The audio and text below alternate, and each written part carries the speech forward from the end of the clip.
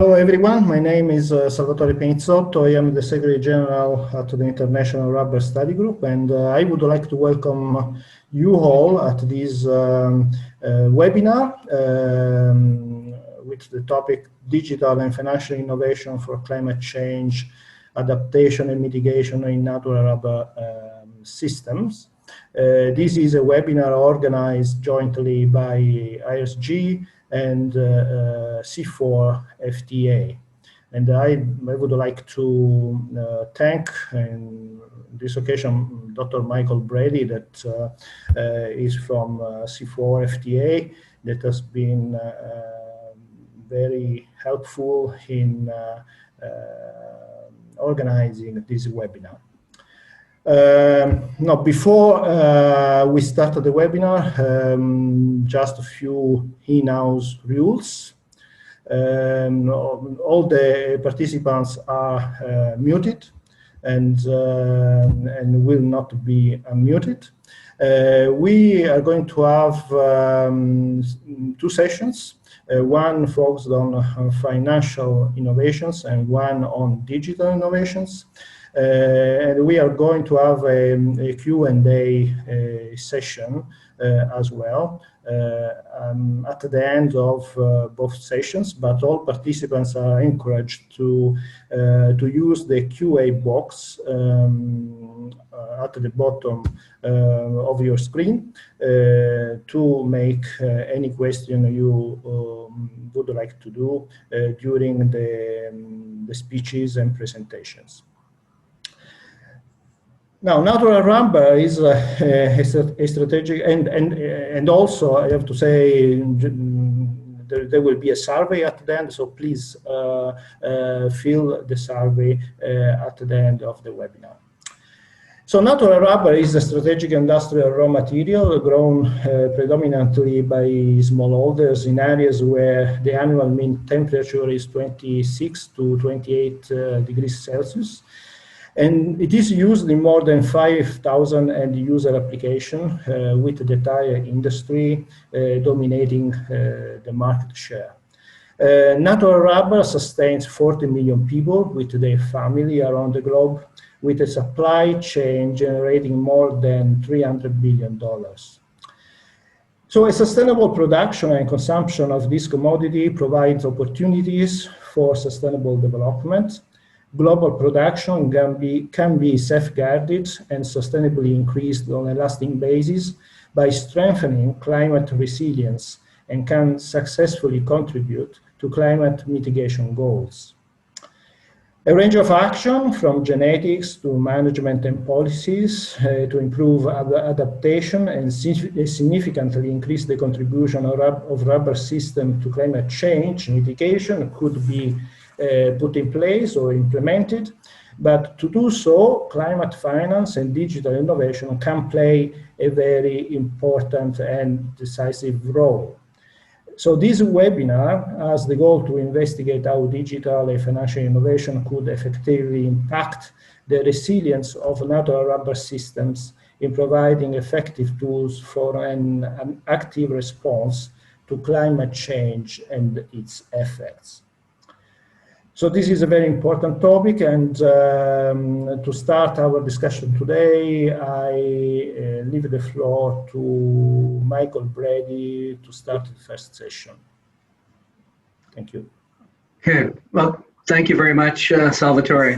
So I'm Michael Brady. I'm a principal scientist at CIFOR, based in Bogor, in partnership with ICRAF and our newest project, Resilient Landscapes. I'm very pleased to be collaborating with IRSG on this webinar, topic of particular interest. I manage CIFOR's thematic program on value chains, finance, and investment. In session one that I'll be managing now, we've got three topics to discuss. I will start with an overview of financing and revenue options to sustainably manage and renovate natural rubber plantations. We will then have Ernest Bethe from the International Finance Corporation provide views on capacity building for farmers, successful farmer financing. And then we will have, to wrap up this first session, Gajendra Sareen Singh. He will talk about the carbon neutral tire industry. So with that, again, please post any questions in the Q&A box, and we'll follow that for a Q&A session after the three presentations. Okay, if I can share my screen.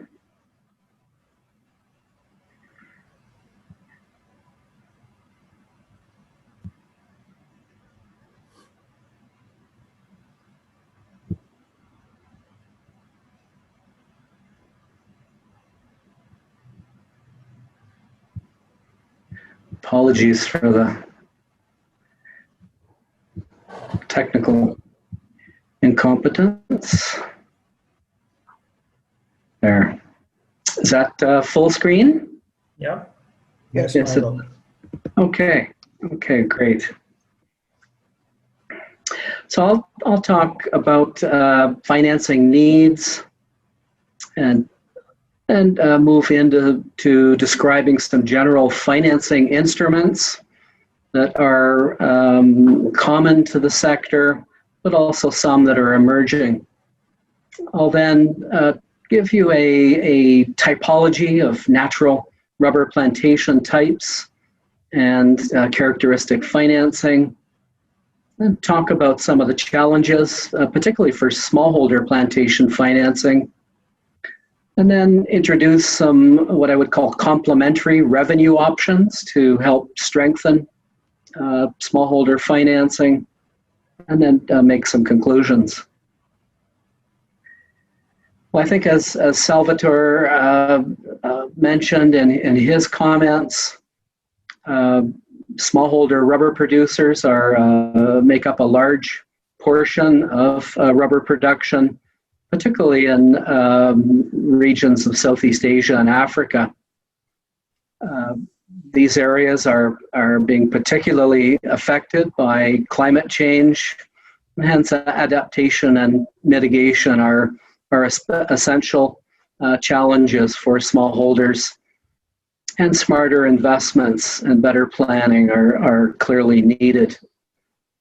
Financial institutions will have a key role to play in unlocking new and better investments for climate resilient natural rubber. As we all know, rubber prices can be very volatile, as shown in the graph on the bottom left, and making long-term investment, long-term livelihoods a challenge in the natural rubber sector.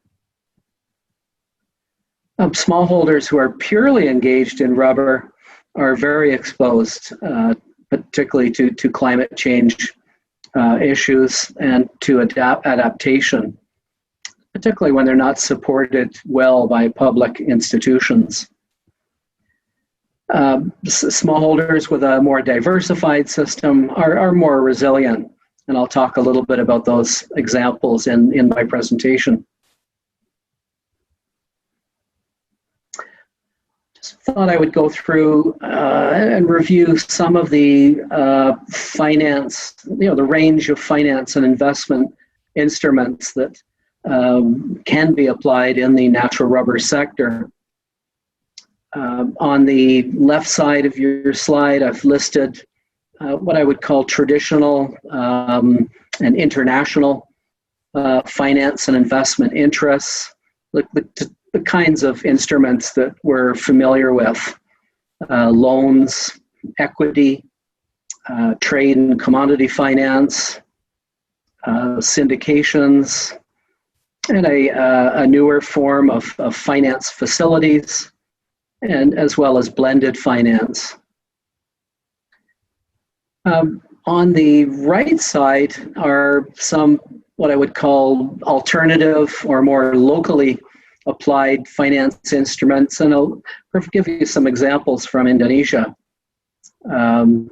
We have in Indonesia a variety of rural banks and credit unions, and these typically provide loans to member farmers. We have, particularly again in Indonesia, we have Islamic multi-finance institutions. We even have pawn shops where farmers can get rapid financing. Commercial money lenders.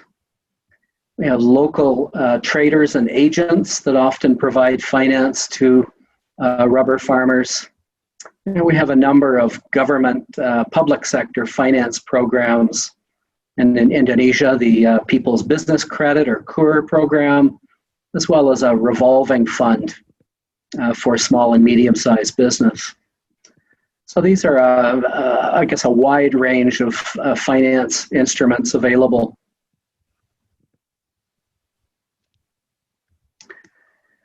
Well, before jumping into talking about financing in the sector, I wanted to present a general typology for rubber plantations, and each has its own characteristic needs for financing. We have industrial plantation estates, generally owned by private enterprise. Typically, there's no perfect cutoff, but over 1,000 hectares is common. Also commonly, land tenure is either through concessions or private ownership. At the next level, we have large plantations. Again, quite a range, anywhere from about 10 to 1,000 hectares, usually belonging to individuals and small and medium enterprise. Land tenure is typically property ownership with title. And the final plantation type is smallholders, typically below 10 hectares. And in countries, say Indonesia, for example, many rubber smallholders with land area below 2 hectares. And land tenure can be quite variable, from formal to informal. So this is a typology that the FTA program has developed and is using, and I think it's similar to what you'd find in the literature.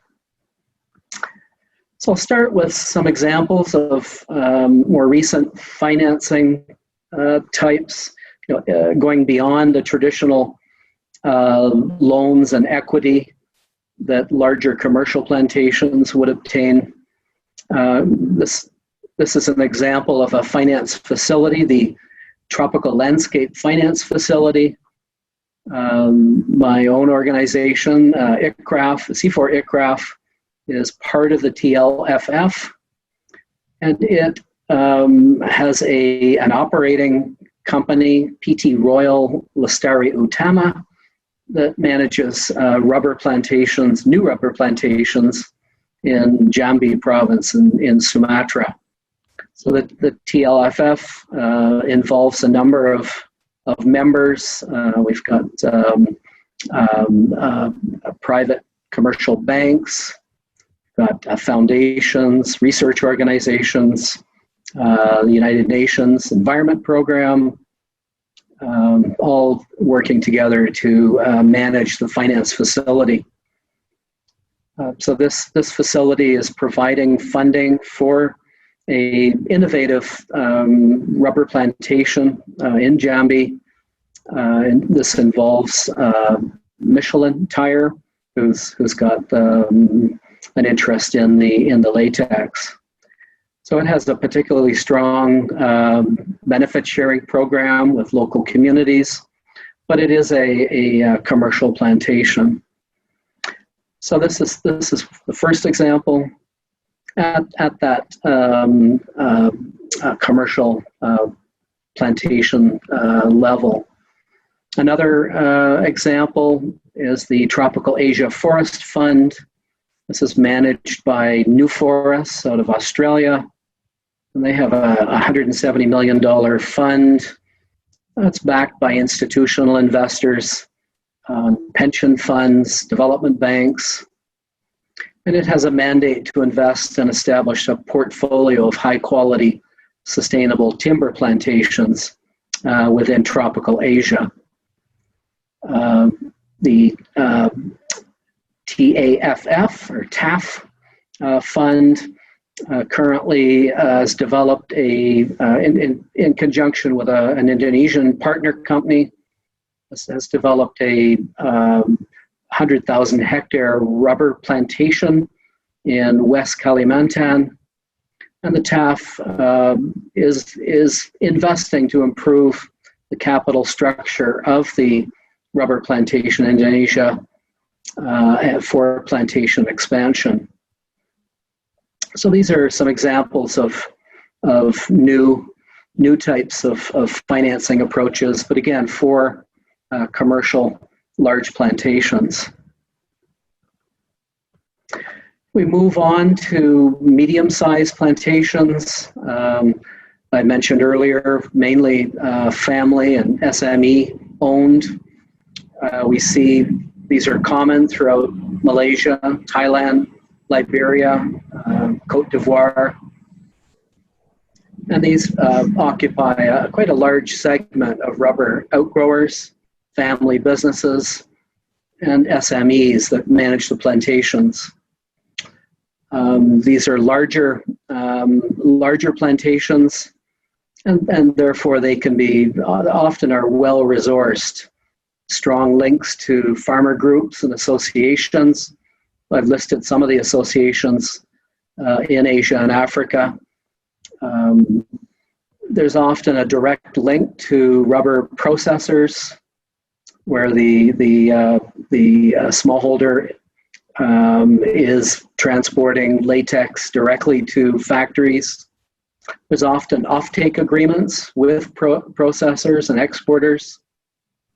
Land tenure is often clear and formal. Many examples of this segment having links to local banks with agricultural lending experience. And I guess the last 2 points are these types of medium-sized plantations typically have good access to planting stock and are producing good yields, generally above 2 tons per hectare.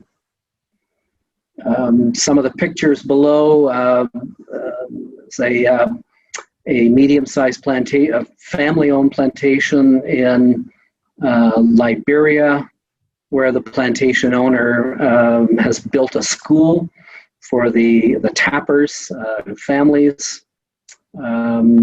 Other common features are well-organized farmer groups, associations, and cooperatives.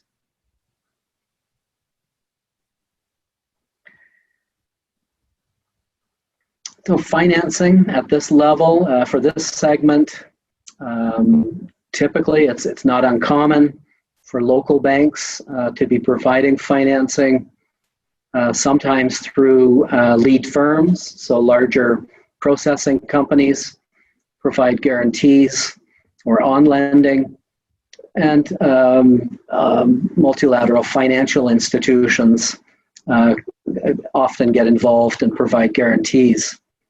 Financing can come through the supply chain, through the off-taker, and usually there's a role for the public sector and typically reasonably strong trade associations. But this segment does face some constraints, obviously price fluctuations that everyone faces. But another constraint is age class. You see in the graph in the center of the screen, the blue bars represent age class and a typical plantations, and showing in many countries a gap in the middle age classes where latex production is most productive. So some replanting going on the left, but lots of over-mature trees on the right side of the graph. So replacing or renovating these plantations is a big challenge. Interestingly, the picture in the middle, you can see tappers are tapping these older trees right up into the branches, and in some cases using chemicals to induce latex production. So that's a constraint. Rubber renovation is obviously is a big challenge even in this segment. Well, moving on to, I guess, the main topic of interest is smallholder plantations, typically or certainly less than 10 hectares, but even down to 1 or 2 hectares. In countries like Indonesia, 90% of natural rubber can be sourced through smallholders. And these smallholders are caught in a vicious cycle of low yield and low prices.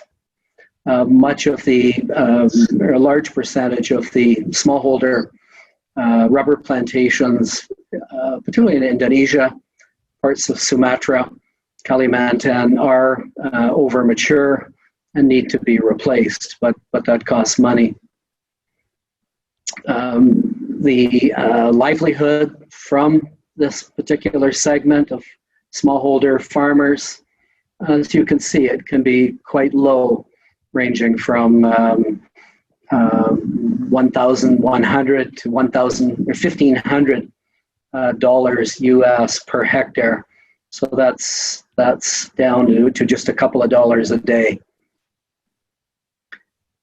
I mentioned the challenges of low production, partly due to age class, but also due to weak management and weak planting stock.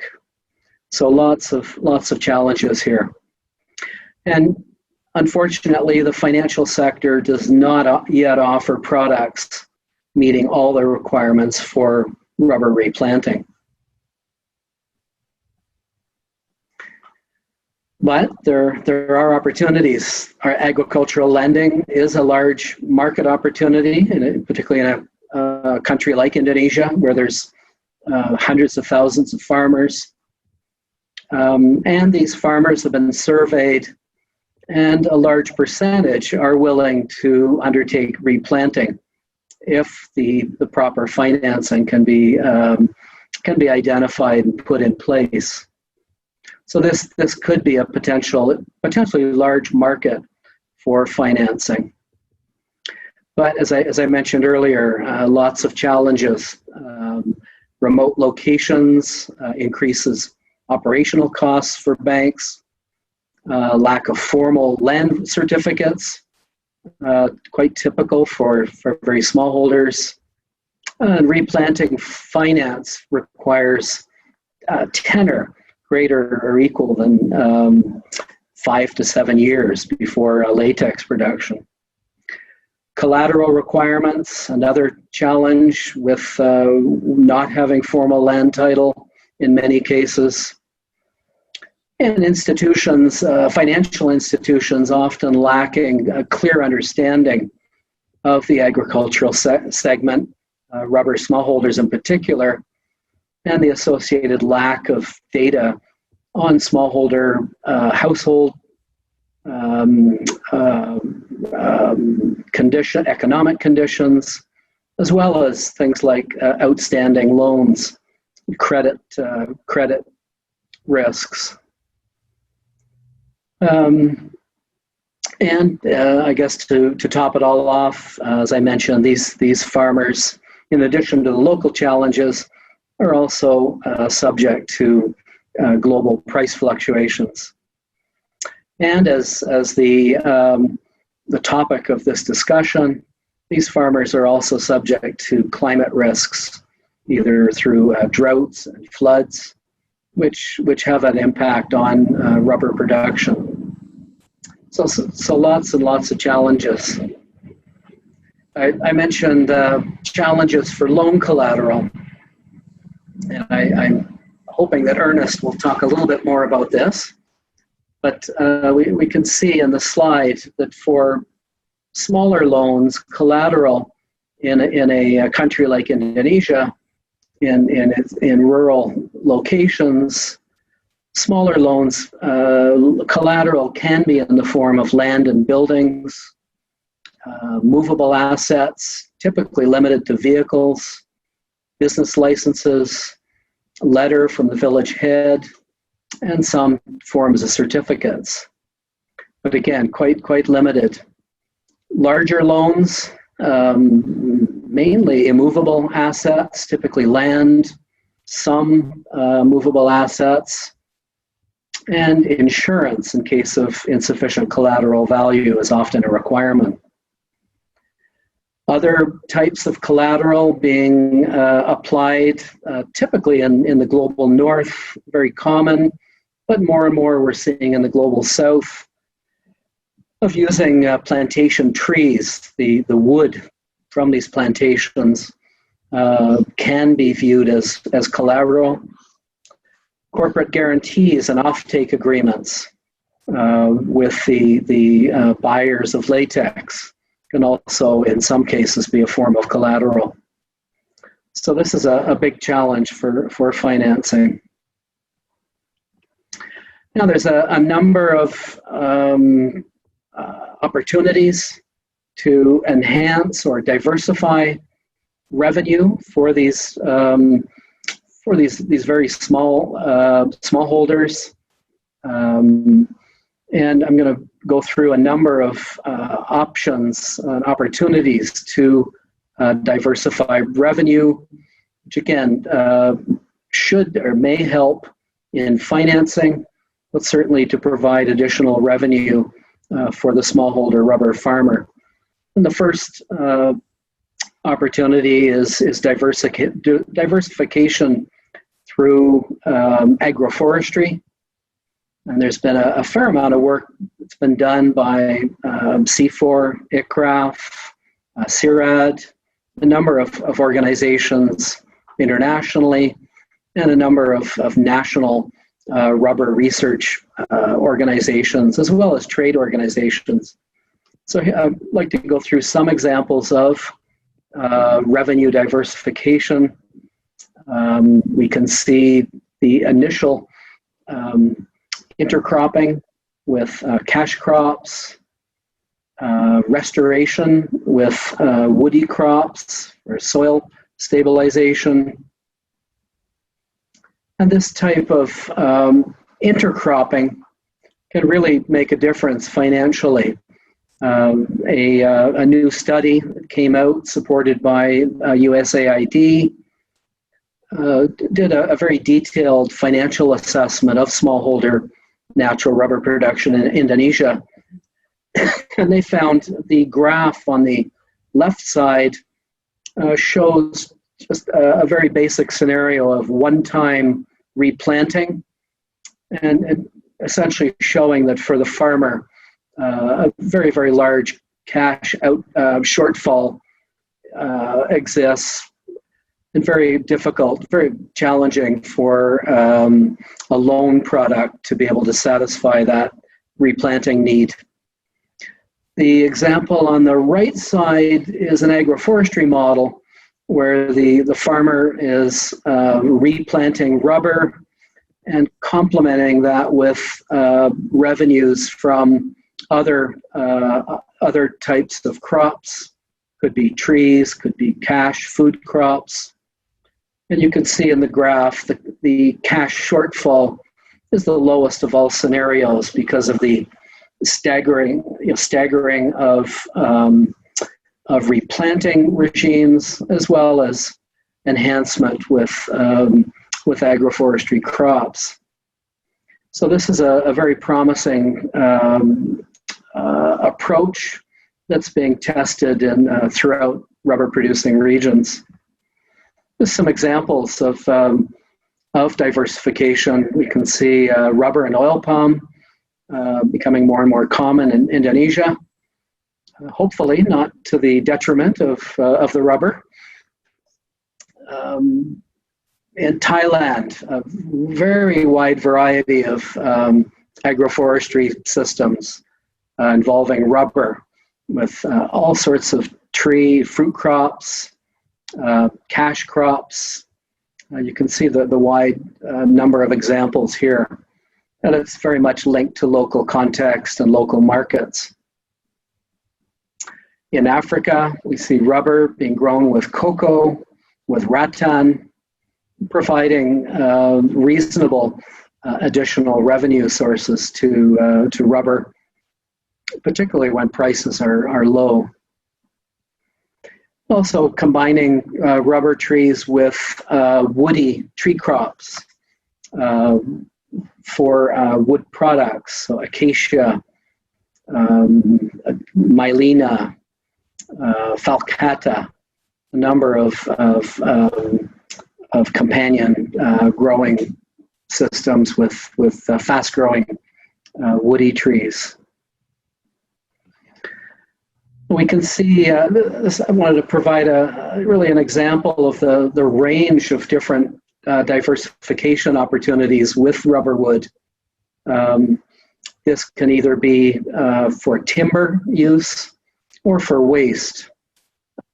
Typically, rubber wood was considered very, very low value. It was often burned for brick making, tile making, but more recently the value of rubber wood has increased substantially. But you can see all the different products that are now made from rubber wood, ranging from sawn timber all the way through to plywood, pulp and paper, and fiberboard. And for rubber farmers, the use, harvest at maturity, use and sale of rubber wood can now be quite substantial. You can see a farmer can make up to 150, in Indonesia, 150,000 rupiah per cubic meter, selling that on to collectors, processors, and manufacturers. So that can represent several $1,000s per hectare in additional rubber, which in theory could absorb much of the cost for replanting in an ideal situation. Some interesting examples of that diversification in Sumatra. A pencil company is obtaining the particular wood species ideal for pencils, but this is a rubber, a mixed rubber wood with Alstonia.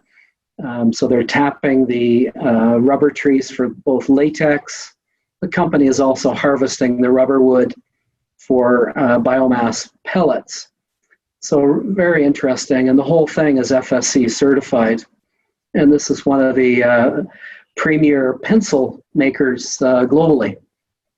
So next time you see those colored pencils, think about rubber wood plantations in Sumatra. Rubber wood's also a potential for energy source. More and more we're seeing rubber wood being harvested, pelletized, and used for electricity generation. This is a growing interest in the global south. I'm working on a number of potential projects here in Indonesia to promote biomass energy for using rubber wood. Of course, rubber wood has higher value uses, as I've mentioned earlier, like pencils. So it's really only the waste from the rubber tree that would be appropriate for pelletizing. And of course, there's now a large emphasis in our global circular bioeconomy to use more and more wood, and rubber plantations are an important source of that wood. There's a strong movement now to strengthen wood-based bioeconomy and going further into a forest-based bioeconomy where all of the woody materials and fiber are finding more and more uses. So here you've got some examples of furniture, plywood, and different products. Another opportunity for revenue from rubber plantations is carbon credits. This is a very, very early stage revenue opportunity, but there are some examples in Lao, PDR. There is a rubber project, plantation project, fairly small, less than 1,000 hectares, but it is generating certified emissions reductions. This is under the previous CDM system, the Clean Development Mechanism system, but it is generating revenue. A more recent example in Guatemala of rubber plantations being grown to sequester carbon.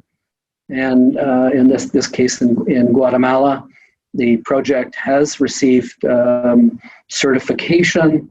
A price on the carbon credits has been set, and it's expected to generate almost 4 million tons of CO2 equivalent over its 42-year period. So this is an emerging opportunity, again, to complement rubber latex, particularly for smallholders. So in conclusions, financial innovations can effectively impact the resilience of natural rubber systems, as I've gone through the examples, and they can provide effective tools as an active response to climate change, mitigation, and adaptation. But it's important to elevate the political visibility of these adaptation and mitigation approaches to encourage bold solutions such as smarter investments and better planning.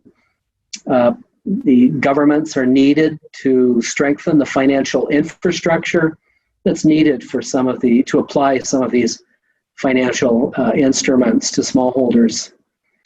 Financial institutions have a key role to play in unlocking investments. And finally, sustainability-linked credit facilities for smallholders, but mainly in Asia and outgrowers in Africa, really need to work under a cooperative framework to develop successful models to address sustainability and climate change mitigation and adaptation commitments. So I'll end with that. Thank you very much.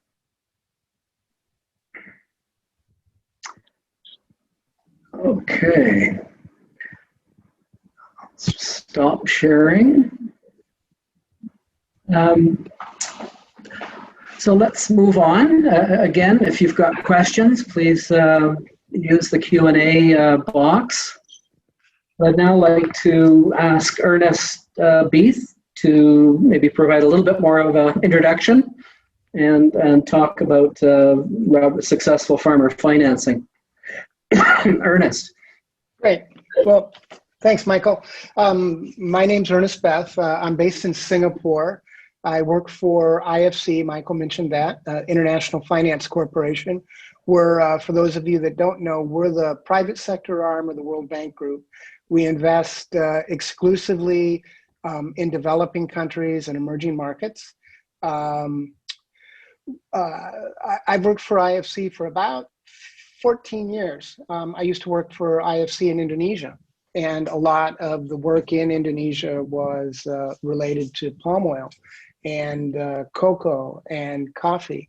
And the unit that I'm in with IFC is the advisory services unit. So IFC finances corporations, and we also provide advice to those corporations, those companies that we financed, how to link up smallholders, how to link into production systems and distribution systems that are primarily smallholders, how to bring sustainability to smallholder production, how to help smallholders to achieve certification. And as I mentioned, a lot of the work has been with palm oil, cocoa, coffee, a little bit of work in rubber, and invariably the discussion turns to replanting, because across all of those crops, across all of those commodities, smallholder farmers face declining yields, steadily declining yields in many cases, going from a high, down over the years, low average yields, low average production. They have a very short-term horizon. Most of the farmers that we work with, most of them are not really commercial farmers. They're more farmers by default, farmers by that's the only choice they have, or farmers that are farmers because their fathers and mothers were farmers. They've got a very risk-averse mentality in many cases, because their production system is the primary means of managing their risk. So they face a number of issues. And when we start talking about replanting finance, what I'm always struck by is in a lot of the countries that we work in, we don't really even have well-functioning short-term agricultural finance. We don't have a range of financial institutions that can provide loans when farmers need them, the amount of loans that farmers need, loans tied to anything besides collateral. Michael had mentioned collateral as an issue, and especially when you get into replanting finance, it becomes a large issue, a larger issue even than in short-term working capital financing, because of the need for collateral in a lot of these financial institutions in the countries in which we work.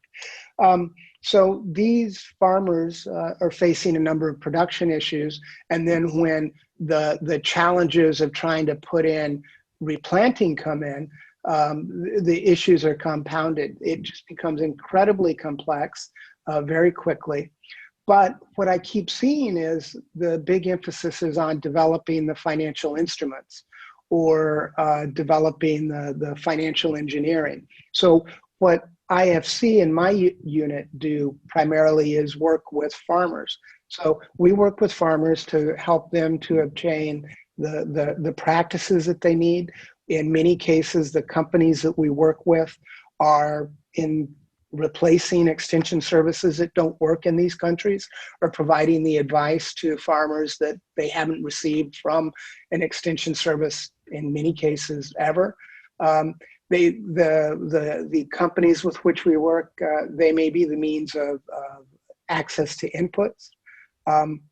Generally, they're the means of a fair price for the output that these farmers get. So we focus on helping these companies, the corporations that we finance, to go back and work with farmers better. In some cases, we've worked with companies to develop supply chain financing. And the reason that we've focused on supply chain financing is, again, because in many of the countries, the financial institutions that exist in those countries just don't work. You can't rely on a bank. You can't rely on a lot of the formal financial institutions, either because of collateral, land certificates, just a host of reasons. So what we're beginning to try to work with is supply chain financing with these companies. We haven't yet been successful in getting supply chain financing in for replanting. We're just reaching some successes with some of the working capital financing. So the issues that these farmers face, the complexity of replanting, the complexity of just trying to get in a financing system that works. In many cases, I think is a bigger issue than the financial engineering that people are doing to try to develop the products to come in with. I don't know if the products, even if they exist in a lot of cases, would work. If you have farmers that don't have the capacity to produce efficiently, don't have the offtake, don't have the access to inputs. So the take that I have is that there's a whole lot of focus on the financing. There's a whole lot of money that's out there. It may not have been turned into the proper instrument yet, but until you have farmers that are more capacitated, more linked into the system, whether that's the input or the output system, I just question whether the replanting finance is the place to start. So that's the view I have. I'd be happy to take questions and happy to talk about it, talk about our experiences. We have had some success with coffee replanting in some countries. We've had some demonstrations in some other crops, but we're just not yet aware of large-scale successes with replanting in too many places anywhere in Asia, Latin America, or Africa. So that's a little bit more about me, and that's an introduction to what I hope we can discuss. Thank you. Thank you, Ernest. Why don't we complete our presentations and then open it up for questions after that. So please, I encourage people to use the Q&A box. But let's move on to our final presentation for this session, and that's Sareen. Please provide a little bit more of an introduction for yourself. Thank you. Hello, everybody. My name is Gajendra Sareen. I am the CEO of Omni United, based here in Singapore. We are a tire contract manufacturing company with manufacturing facilities from Taiwan all the way to India, all across Asia, including Thailand, Indonesia, China. Sareen, can you speak up a bit? Okay, I think I should move closer. Is this better? Yes. Is this better? Much better. Yes, thank you. Okay, so let's do this again. Should I start again, or you guys caught up from where You can continue, I guess. Okay, so we have businesses, manufacturing facilities, I was saying, across Asia, from Taiwan all the way to India, including China, Thailand, Indonesia. United States is our principal market, with 45% of our products going to US. Europe coming in second with 28%, and then Asia Pacific, and so on and so forth. I'm sure everybody knows the size of the industry. Tire industry is a rather large industry, which before joining, I never knew it was that big. It is estimated to be over $280 billion worldwide. The numbers keep changing depending on who you talk to, but a fair guesstimate would be approximately that number. About 15 years back, the industry was heavily skewed in favor of the top 5 manufacturers, and they accounted for almost 70% of the total global business. That has changed considerably over the last few years.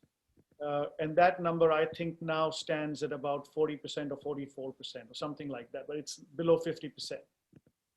And the reason that number has changed is with the industrial, revolution will be a strong word, but something like that China brought to the table, and Vietnam, and basically Asia.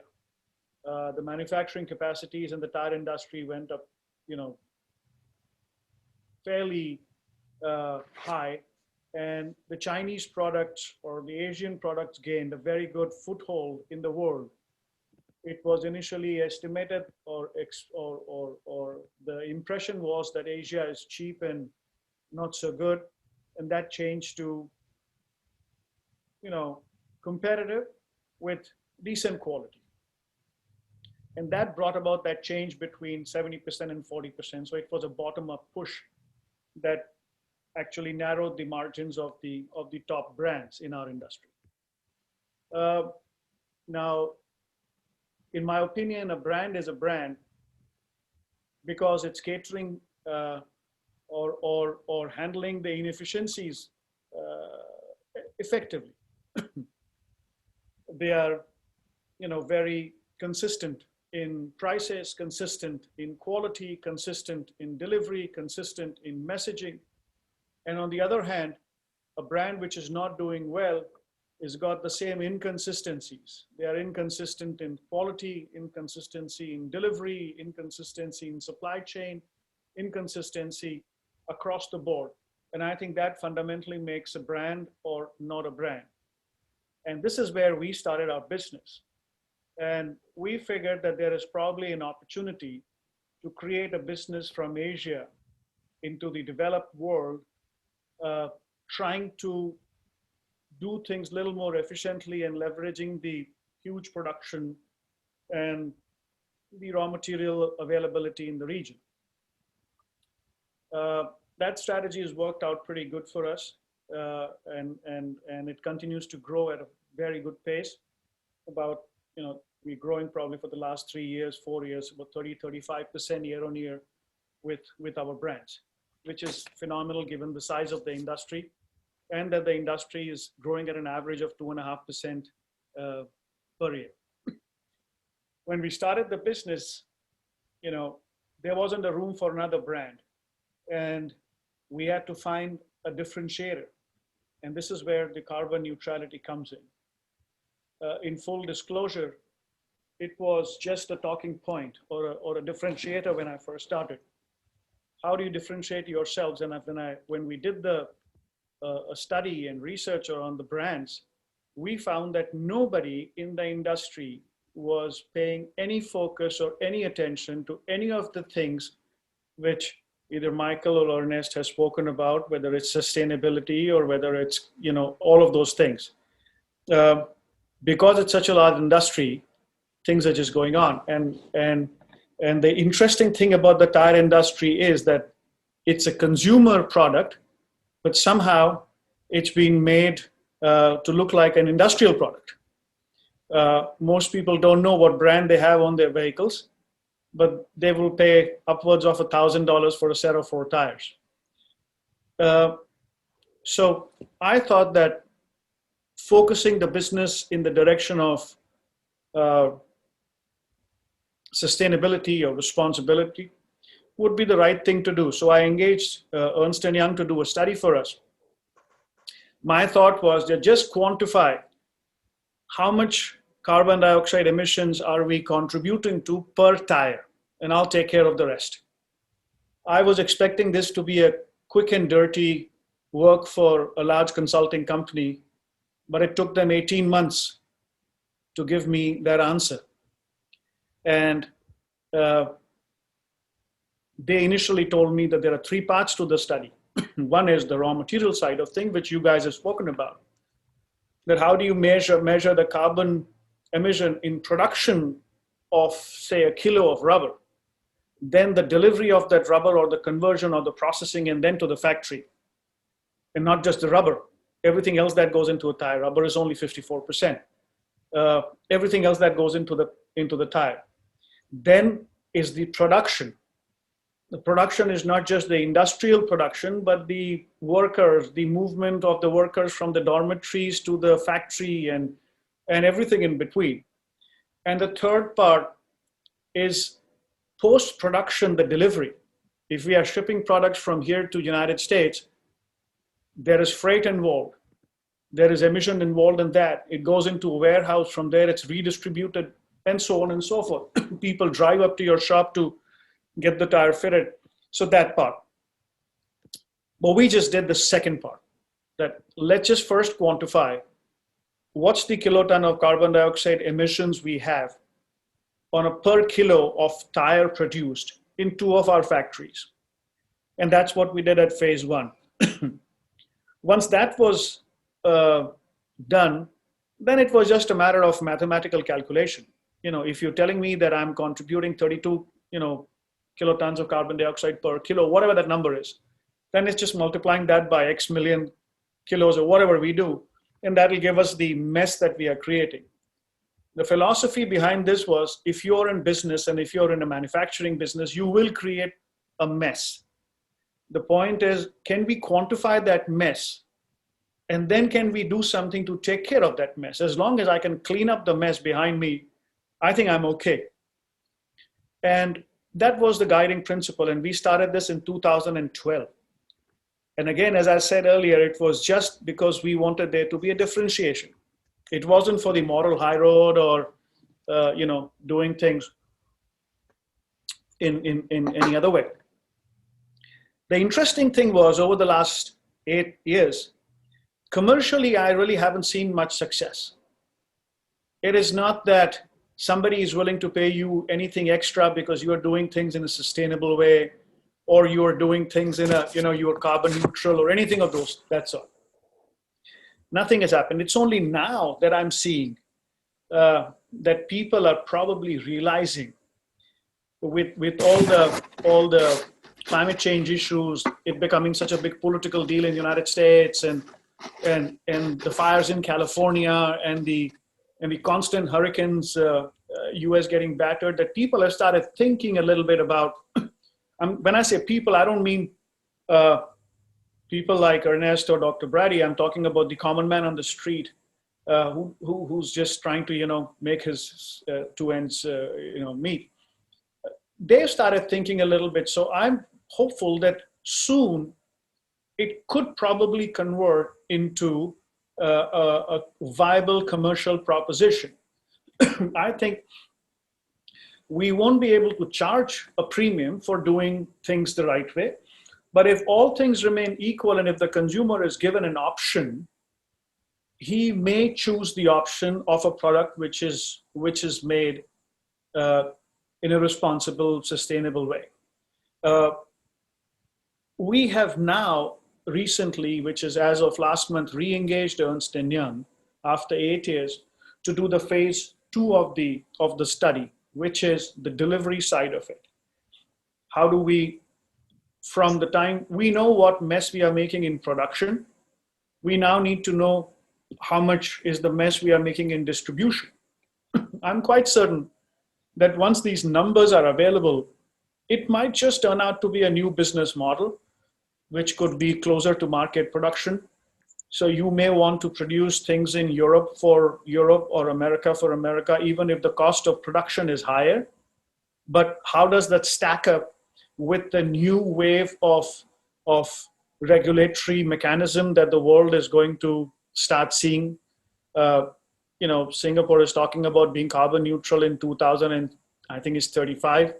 So it's still a long way off. I don't know, it's not tomorrow morning, but it'll be interesting as to how that journey develops, and how financing institutions start evaluating companies like ours on the potential risk of surviving. For example, Singapore, I believe, is taxing 5 or 7 companies here. They've already started carbon tax, and they are charging something like $5 or $7 a kiloton.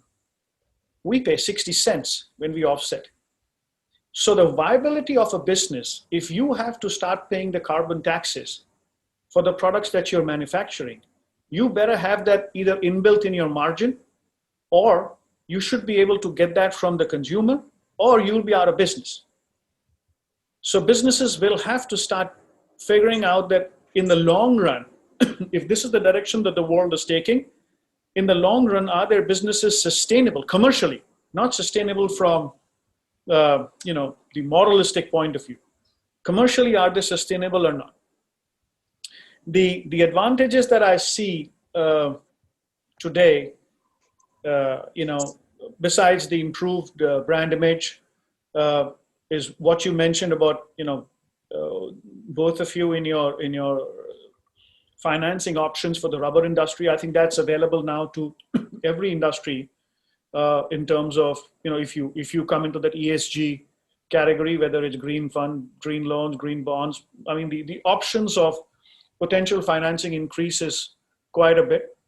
Aligning yourself with the government's ambitions becomes very important, because these things are going to become regulatory sooner or later.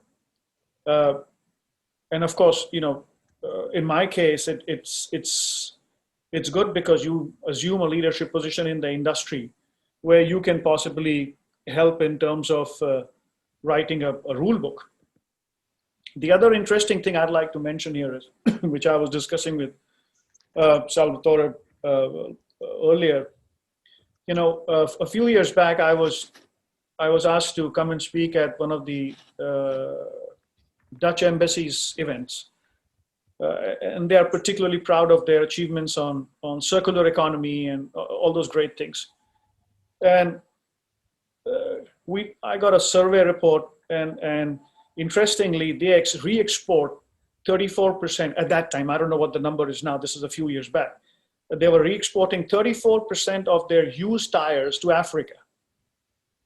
And that was my point, that, you know, you have got your beautiful daffodil gardens here, but you pick your garbage up and throw it in Africa.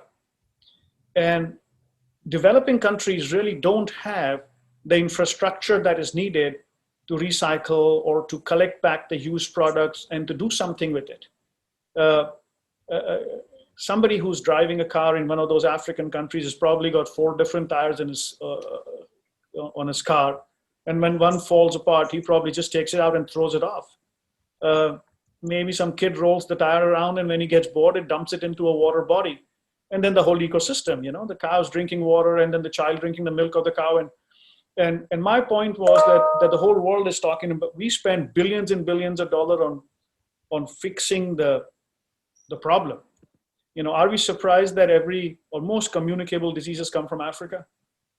If we continue to dump things in Africa, and then we are spending billions of dollars to prepare a vaccine or cure for the mess that we are initially creating, why not fix the symptom itself? And that's where the government should possibly step in and have some kind of a regulatory system by which manufacturers should be made responsible for collecting. The interesting thing about the tire is it's not a biodegradable product.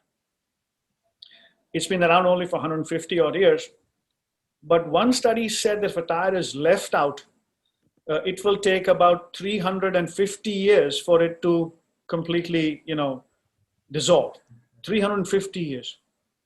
And in this 350 years, it's going to wreak chemicals. It's got toxins in it, right? So what is the industry doing? And industry won't do till the government comes up with all of these things kind of segue into the commercial sustainability option. That if you design your company with a view with a long-term view, because this is bound to happen. We had an interesting project with Timberland, the famous shoe company. We did a project with them in 2014 or 15, where we made a tire. We licensed the brand Timberland, and we produced tires with Timberland brand. And the idea was that we will collect every tire that we sell after it runs its shelf life. We will devulcanize, we will crumb it, we'll devulcanize the rubber, and we'll send the rubber to Timberland's factories for putting it in the soles of their shoes. So it's going through a full, you know, when you talk about circular economy, this was an experiment where could we do this actually end to end? And yes, it was possible. It was not commercially viable for business decisions, but I think as a concept, it was highly appreciated, and it won every possible award that there is on the environmental and sustainability side. So unless business community comes up with things like this, you know, it's not going to be fun. And I think Ernest actually wanted me to talk about, Salvatore wanted me to talk about, you know, what have we done and what are we doing? So this is what we have done. And I think this eventually will become, you know, the way to do things. So with that, if there are any questions, I'll be glad to answer, because I can go on talking about it here till the kingdom comes. Okay, well, thank you, Sareen. I'd be interested to hear a little bit more about your current work on the carbon neutral tire industry. Can you provide a little bit more background on that? So as I said, you know, what we did was in 2012, we got Ernst & Young to quantify the manufacturing process and the carbon emissions thereof, which is what is the carbon emission per kilo of the product that we make in one of our manufacturing facilities. And we have re-engaged them now after 8 years to do the same study and a little bit more, because the manufacturing processes would have evolved and would have become more efficient over the last 8 years. They take into consideration the steam, the leakages of steam and wastage and all of that stuff. And I'm quite certain that would have improved. So if it was just randomly, I'm saying if for 30 kilotons per say a 13-inch tire that we were contributing, I'm sure now it would be less than that. Mm. So what we would do is, depending on what volume we sell, we just do a maths to figure out what's the kiloton carbon dioxide emissions that we have. And then we go to a UN approved agency, that one of the things you mentioned that your plantations are also doing, and we buy the carbon credits from them to offset what we've done. So this is the current form of doing what we are doing. In the phase 2, which is now after 8 years of doing this, we are getting Ernst & Young to also quantify the other things that go into it, the energy consumption per tire, the water consumption per tire. I'm in discussion with authorities that can we put that like on white goods, in washing machines, you have those things as to how much of energy does this consume. I want to have those as stickers on the product, so when a consumer buys, he knows what he's buying and what has gone into making that product. Okay, well, that's very interesting. Okay, well, I think that concludes the 3 presentations for this session. I can see we've got a number of questions in the Q&A box. I think I'll initially use the Q&A box to start the discussion, and I think if you would like to ask your question directly, you should be able to.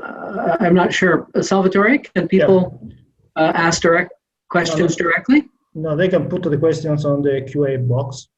Okay. Okay. So, I have a question for you, Michael, and maybe for Ernest as well, because I want to bring more the focus on the climate change issues and financial tools, and put a bit of more a touch of urgency in relation to that, because climate change is happening now, and it will be a long-term shot as well, because whatever we are going to do because of it, or to improve that situation that we are facing now and that we'll face more in the future, the changes will be over the years very small. So any improvement in the temperature increase will be small. But meanwhile, we have to face with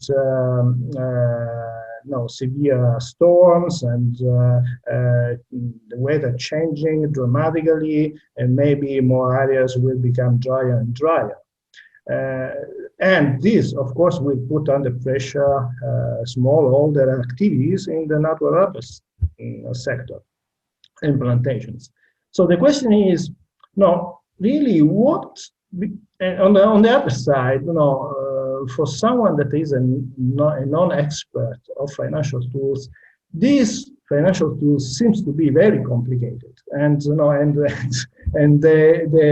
chance for smallholder to access them seems to be very slim in a way.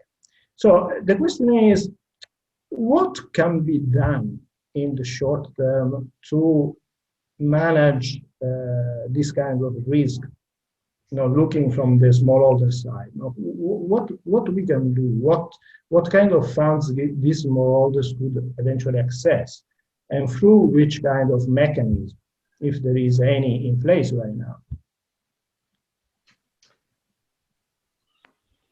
Okay. I've got some ideas. Ernest, do you want to make any response? Sure, I'll take a crack at it. So, look, I see a lot of environmentally or climate finance tagged money out there. Money finds good projects, and quite often what farmers need and what somebody has engineered as far as a product, there's a mismatch. Now, you mentioned complex instruments. The last thing a farmer needs is a complex loan.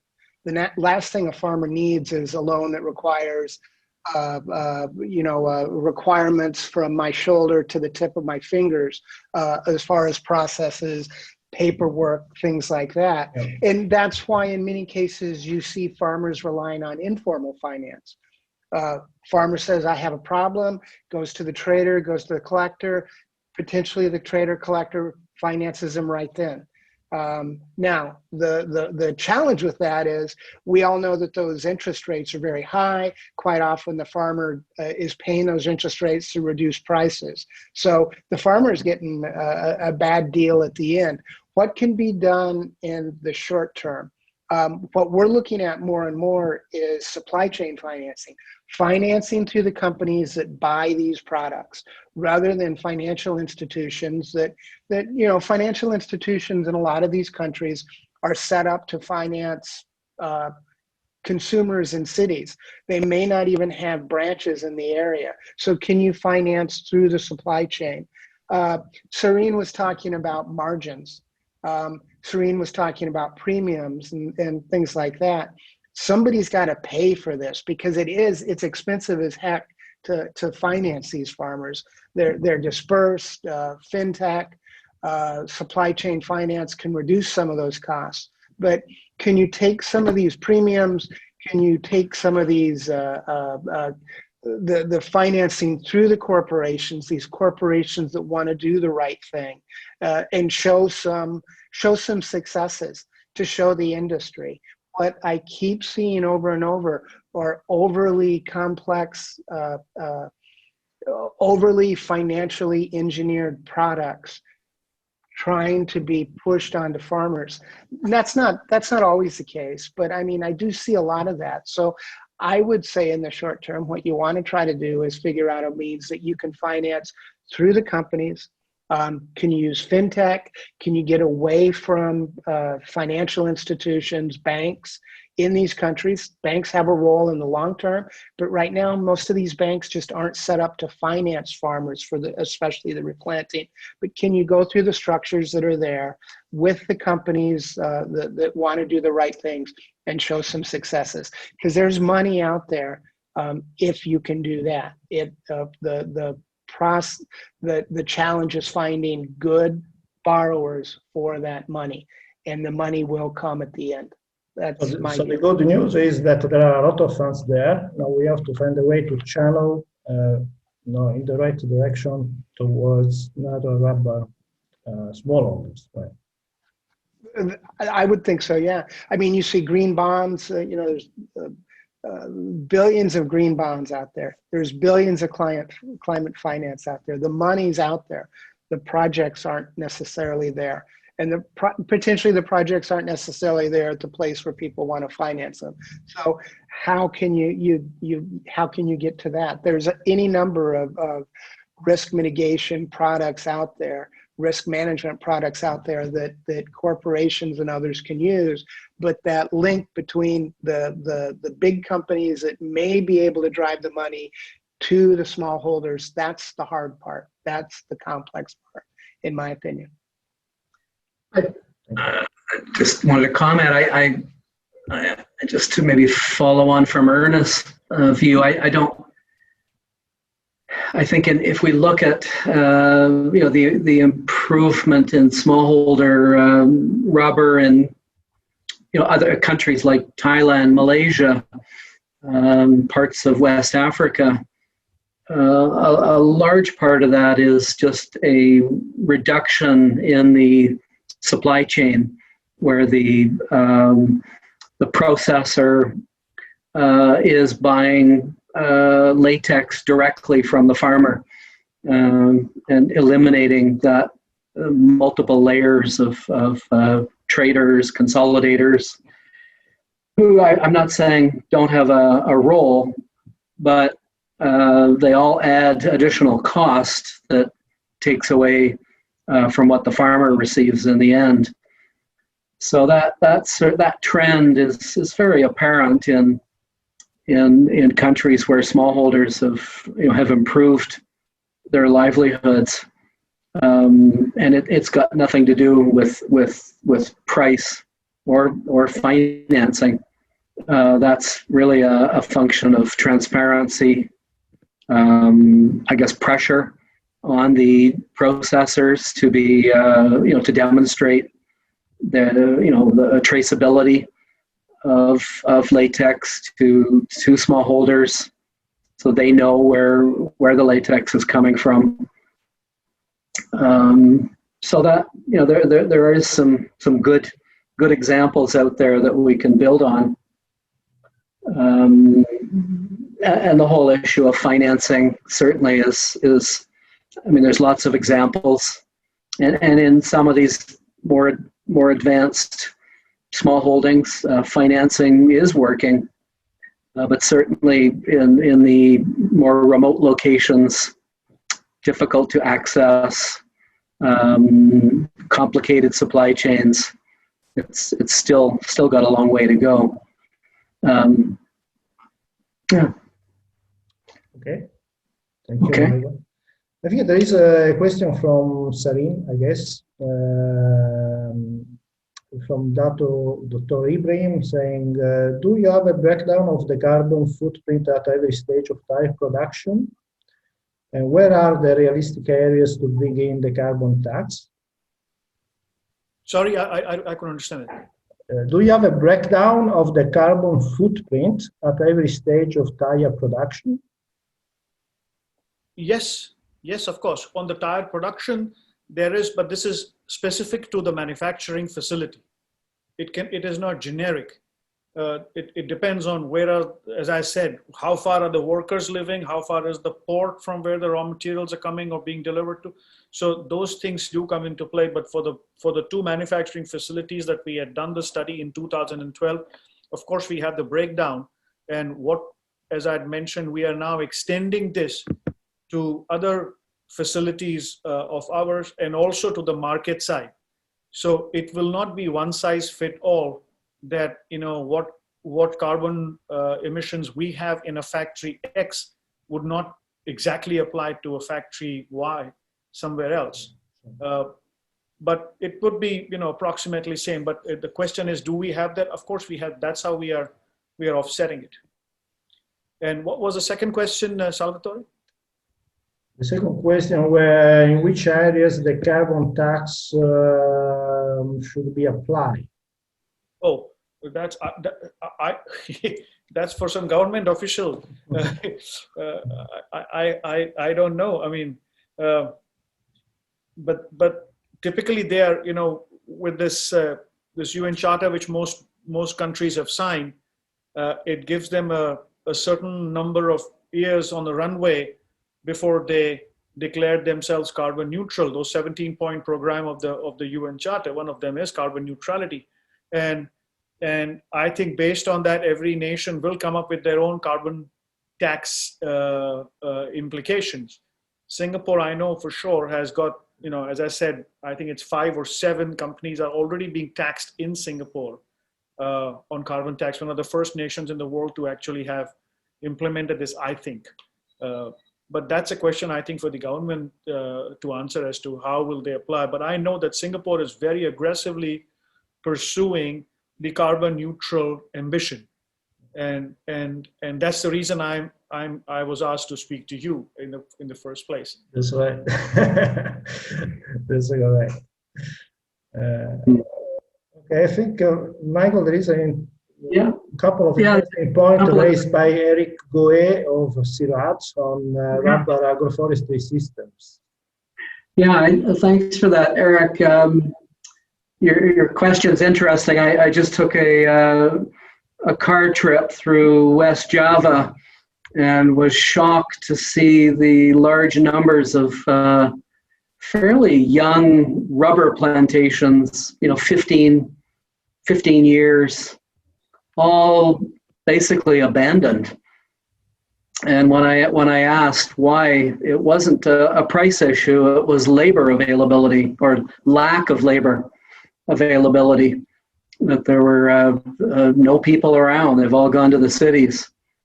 So certainly labor availability, I would agree, is a constraint. But when we talk about agroforestry or complementary plantings, planting woody species for wood production, certainly the labor requirement is certainly lower than, say, cash crop agroforestry. So that's one possibility to deal with the lack of labor availability.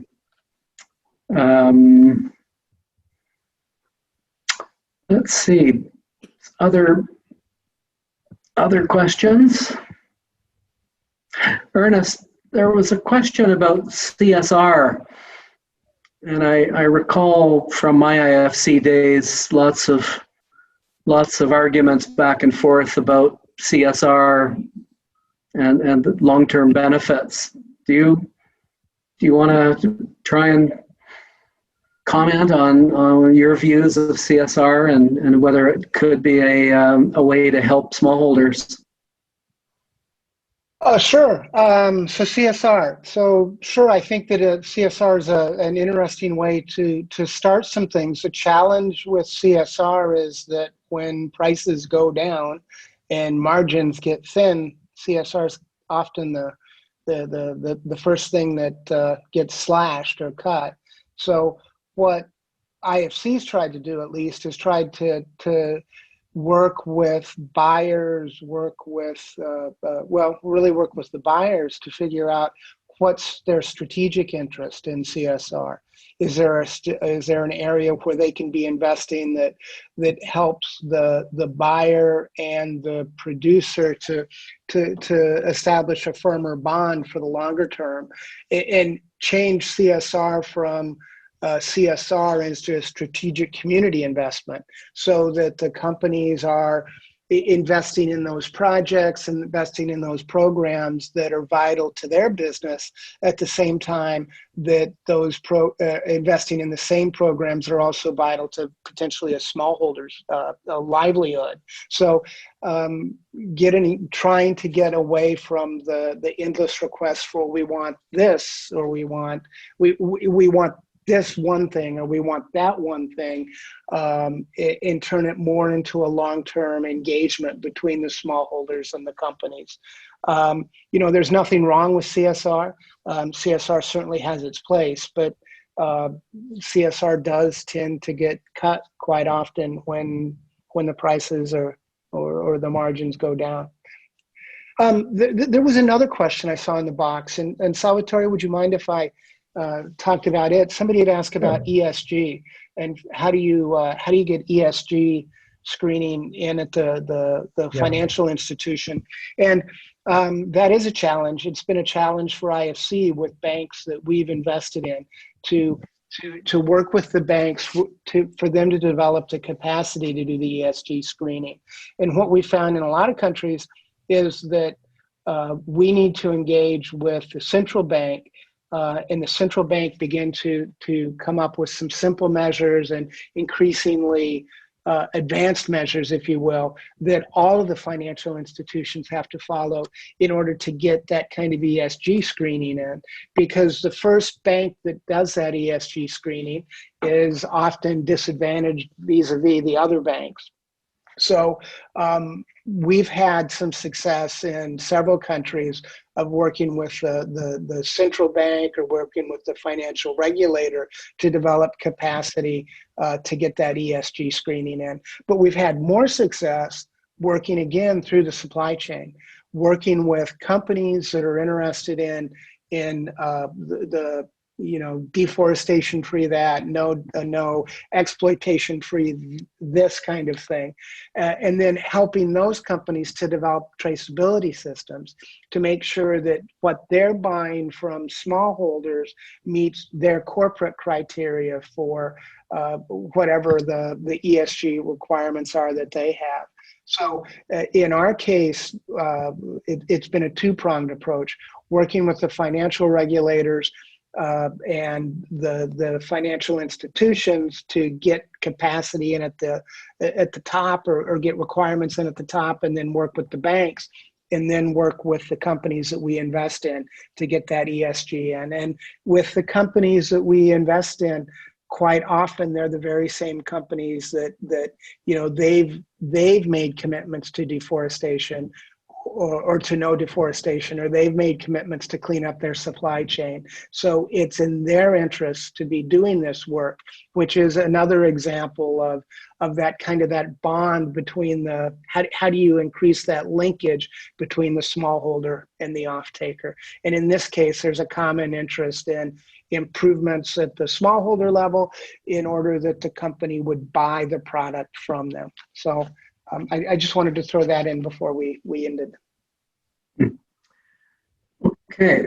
I saw there was a question for Sareen, and I'm not sure if it was asked or not, but someone's asked about the different, I guess, carbon footprint of different tire products, and I'm wondering if that's something that in some of the studies that you've had done, were there different, I guess, carbon footprints for different tire products depending on the degree of natural rubber contained in the product?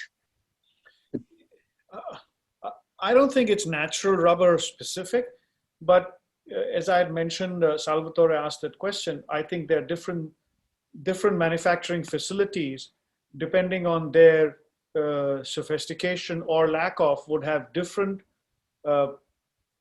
results in different stages of manufacturing, if that's the question. Somebody who's very efficient in curing and has got a good control system would have less leakages, versus tire building, versus mixing, versus, so it depends on, as I said, we've got this done for a few of our factories, and the results have been quite different. So they do give you stage-wise emission when they take you through the life, but it's different for different manufacturing facility. I'm assuming it will also be different from the human contribution. People behave differently. A Chinese worker would behave very differently than probably than an American worker, and so on and so forth. So, but the answer to that question is yes. There are differences, and it cannot be one size fits all. It'll have to be measured, differently in per manufacturing facility. But the component of the rubber, whether it's natural or chemical or oil-based, petroleum-based, that natural rubber being a renewable, I guess, substance, does that portion of the overall process, is that really a small portion, or is that substantial?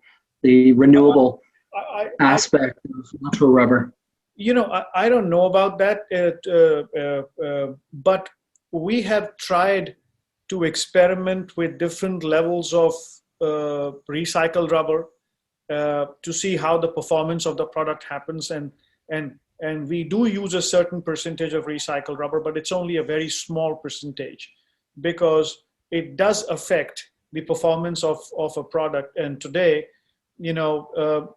as I said, you may end up saving a small, cost, a very insignificant percentage of the cost. But this is actually a product where a family of 4 is driving at 200, 160 miles an hour in Germany on the Autobahn or something, and you don't want to take that risk. So it's that balance which is always very critical. What do you do? So it'll take time to but we've experimented with all kinds of. I personally have been very keen on this whole recycle side of things as to how does this work out and how can we, recycle rubber back into it. I was of the opinion that why can't we have low performance tires made 100% by recycled rubber? But we did try to, it didn't work out. It has to be a mix, and it is not commercially viable to do that, because if you look at the cost of the product, you pay very comfortably $200 to buy a pair of Nike shoes. But when somebody goes to fit a tire, which is Nike shoes is what, weighing 100 grams, 200 grams each, versus a tire which is 8 kilos each. There's a big hoo-ha in terms of paying the price for that product. In terms of the mileage driven, both on shoes, I've run marathons, so I would change my shoes every 200 miles. Mileage driven on the shoes versus cars. So commercially, it's a different. Again, commerce has got its own language. There's a demand supply situation. There are so many angles that play into it. But so I really don't have an answer in terms of what exactly would be the recycle component of that and what would be the implications of carbon emission. But first thing is for everybody is to understand whether you're manufacturing computers or you're manufacturing whatever the hell, what is the carbon emission that you are contributing to. First, quantify that. And once you quantify that, then figure out whether you have the bandwidth to do something about it or not. And that's where this whole carbon tax situation is going, that if you don't do it, your government will do it for you. Good. And they will charge you a 300% premium. Thank you, Sareen.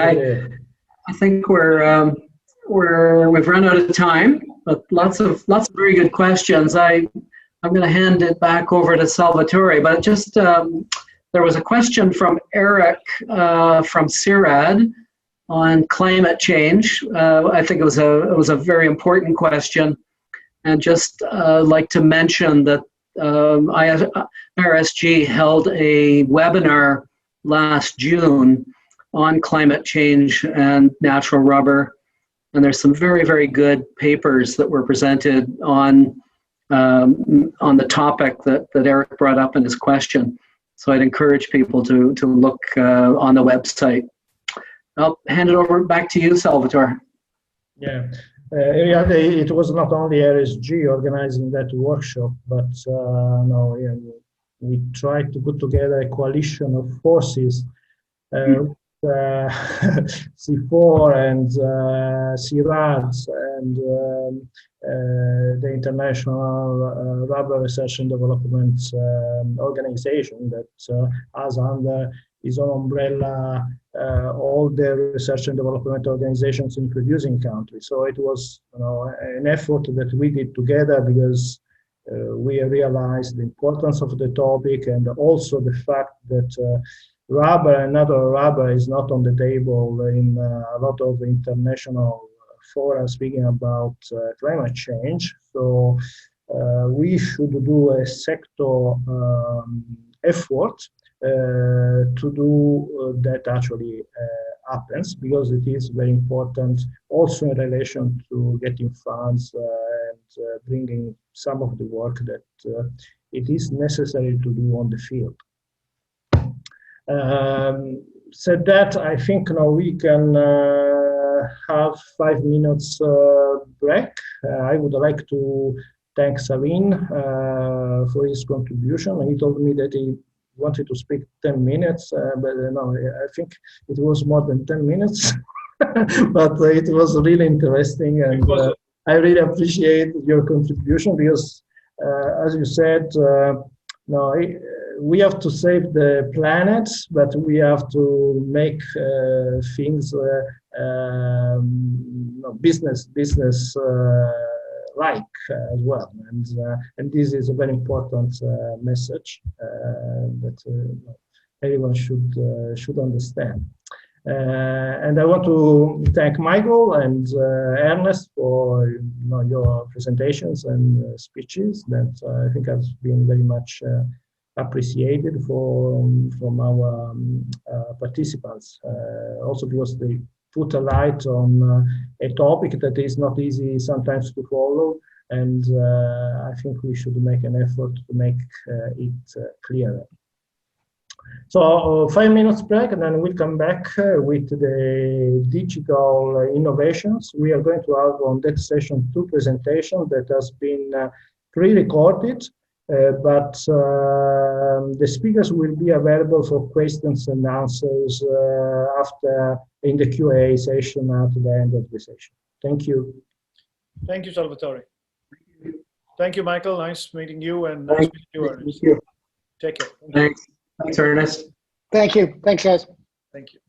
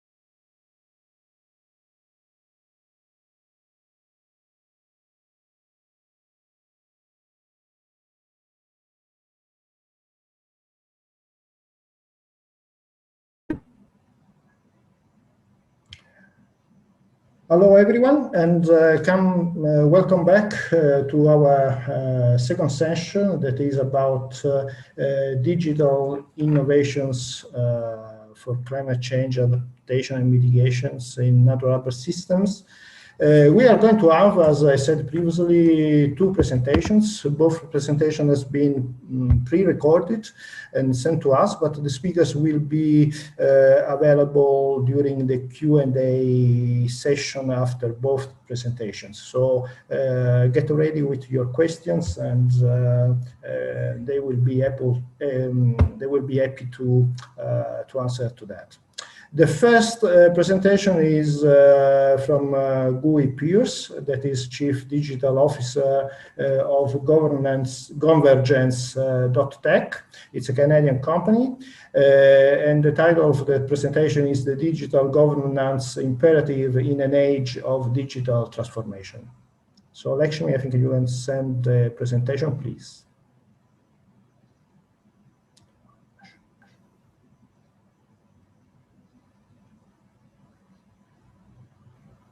Good afternoon, everyone, and thank you to the International Rubber Study Group and to the organizing committee of this webinar for hosting this talk today. My name is Guy Pearce. I am the Chief Digital Officer and the Chief Data Officer at Convergence Tech, which is a digital transformation company in Toronto, Canada. Digital governance. So the first things, let's actually maybe just set the scene a little bit here. So certainly when we start looking at technological developments of the nature that you might have seen or will see in Jim's presentation, the basic expectation of all that technology is that it's going to increase crop yields. What is maybe less well known or maybe more implied is that the deployment of that technology is going to require a particular skill set, not only to manage that entire portfolio or to fix it when things go wrong, but of course also to be sure that it actually does produce the value expected of it, which in this case would be those increased farm yields. What's interesting about the deployment of technology in the agricultural environment, of course, is when it comes to applying for finance. So many of you will already know whether it's a corporate banker that you're speaking to, or maybe a small business banker that you're speaking to, they're going to be looking at a lot of things around your character, around your cash flow, around your capital and your collateral, how much skin you can put in the game. But one of the most important conversations in the context of the technology that we're speaking about here is ensuring that your account executive or bank manager knows that you are looking at these technologies, that you do expect a particular yield. And of course, that does change a little bit of the context from a lending criteria perspective, where essentially what you're really suggesting is that by those increased yields, that your cash flows are going to be positively impacted. We'll explore this in a little bit more detail, and in fact, that is really the subject of this conversation. How do we ensure that the technology creates the value expected of it? And just to speak a little bit ahead of what's going to come a little bit later, ensure that that business case that you're putting forward to the bank manager is as accurate as you can possibly make it. If you inflate those business cases, your reputation is sealed. It'll be really hard to recover, excuse me, from having positioned a poor business case. On the right, we see some different fintech technologies from around the world: the US, Australia, Kenya, Mali, and India. Lots more around the world that are doing things, but certainly it's a very active space. But for each of these organizations, again, let's say you yourself were looking at, let's say, RML from India as a potential tool that you'd like to use in your organization. Again, the focus is how are you going to ensure that that tool actually produces the value expected of it.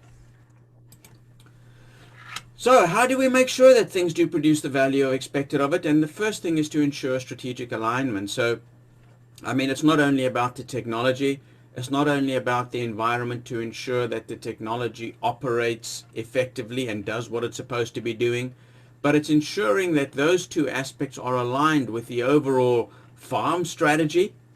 So what is the direction the farm's going on, in? you know, what are some of the key decisions the farm has made about how it is moving forward, and also how does that farm actually perform its operations.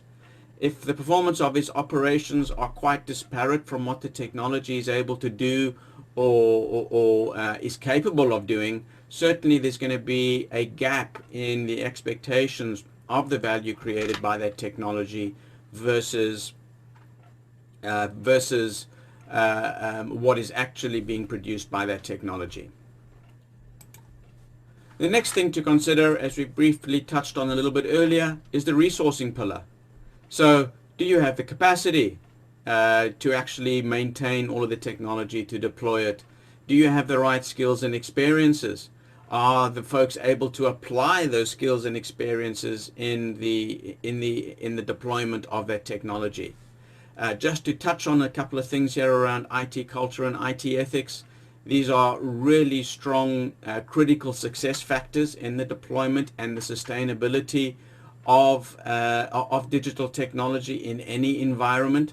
In fact, there are so many examples around the world of the ways that poor IT culture and poor IT ethics not only constrained the execution of an organization's strategy, but resulted in reputation risk as a result of the bad news that it did create in the industry. Just as some examples, I mean, you had Volkswagen with the diesel emissions scandal, where technology was used to show under test environments diesel fuel consumption that was better than you would experience, in the real world.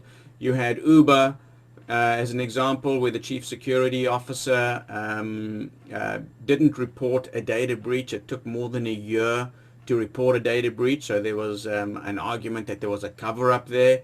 You had Theranos, that whole blood testing organization, at one point worth billions of dollars by its market valuation, but where it was actually found that it was, fake it till you make it. The culture was fake it till you make it. There was no product that was doing what was claimed, which is, rapid testing of blood test samples. All of these things involve technology. All of them were bad choices around culture and ethics, and all of them resulted in reputational harm, and in some cases, significant financial harm to each of those organizations concerned. Roles, responsibilities, and accountabilities. This is very important. If we don't understand or don't know who's doing what with respect to ensuring that the technologies are deployed, that they are effective, that they are maintained, it's going to get into a mess really quickly. Some folks confuse responsibilities and accountabilities. They're not the same thing. The responsible people are those that actually do the work. The accountable people are those that actually ensure that the work is done right. To have someone both responsible and accountable for the same work is a conflict of interest, because then what you're basically saying is not only is the person doing the work, but the person is also able to say whether the work is done right or not. And in corporate governance circles, that is a really big conflict of interest, and would need to be addressed. There's also risk. So, a couple of the key steps that need to be taken with respect to risk are certainly what are the risks? So that's the identification phase. And in fact, some folks prefer to say, well, it's not what can go wrong and what do we do to prevent things going wrong. Some folks look at it as what needs to go right for this project to be successful, and what do we need to put in place to ensure that what needs to go right actually goes right. The other big step in risk is, of course, once you've identified them, is to measure them and to determine, well, how big are these? What is the impact if this risk had to realize? What is the likelihood of this risk actually happening? And given all of this information, how are we going to respond to the risk? And if we choose to perform risk mitigation, what are those controls? And the monitoring phase then says, okay, if we've got these controls in place, how effective are those controls? And are those controls really reducing the risk of these technologies that we're starting to look at deploying in our particular environments? The important thing here is that risk is everyone's responsibility. It is not the responsibility only of a department or the CEO. It is everyone's responsibility. Everyone has a role to play.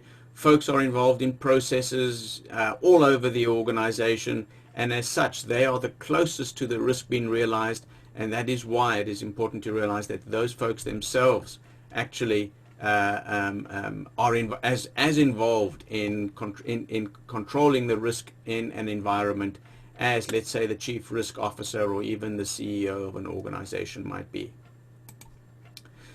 So let's revisit our farm finance conversation. So the benefits. So you went to your bank manager or your account executive and you said, we're going to be deploying industrial Internet of Things to be doing ABC, and you're suggesting that this is going to result in greater crop yields. So first of all, you'd create the business case. The bank manager would have a look at it and decide, yes, this is worthy of a loan. We can certainly support this kind of initiative, which is all good and well. Problem comes when you actually do deploy the technology and the benefits that you do receiving or the expected crop yields are lower than you were expected, quite significantly lower. That's a problem, first of all, for the bank, because you gave a business case which suggested, a particular level of yield. And the second thing, of course, is the impact on yourself, because now you've lost credibility. You produced this business case that is so wildly different from the actual results out in the field. That's certainly not going to do your reputation any good. In fact, in some organizations, folks responsible for putting the business case together, or let's just say even departments or teams for particular projects, are actually penalized where there's too much of a discrepancy between actual results realized and the results proposed in the business case. So take due care on those business cases, make sure that the assumptions are properly documented, make sure to highlight what is likely to happen with the business case if those assumptions are violated. But by all means, the better the business case, the more you maintain your credibility, the more accurate your bank manager is able to assess your application for a loan, and really, the better for everyone all around. Finally, data. Data is the new oil. So we're looking at all of these technology deployments. They're all going to produce data. Whether that's your industrial Internet of Things, it'll produce big data, huge volumes of data. This data needs to be stored somewhere. It needs to be analyzed somewhere. It needs to be checked for quality. You're probably going to be making decisions based on this data.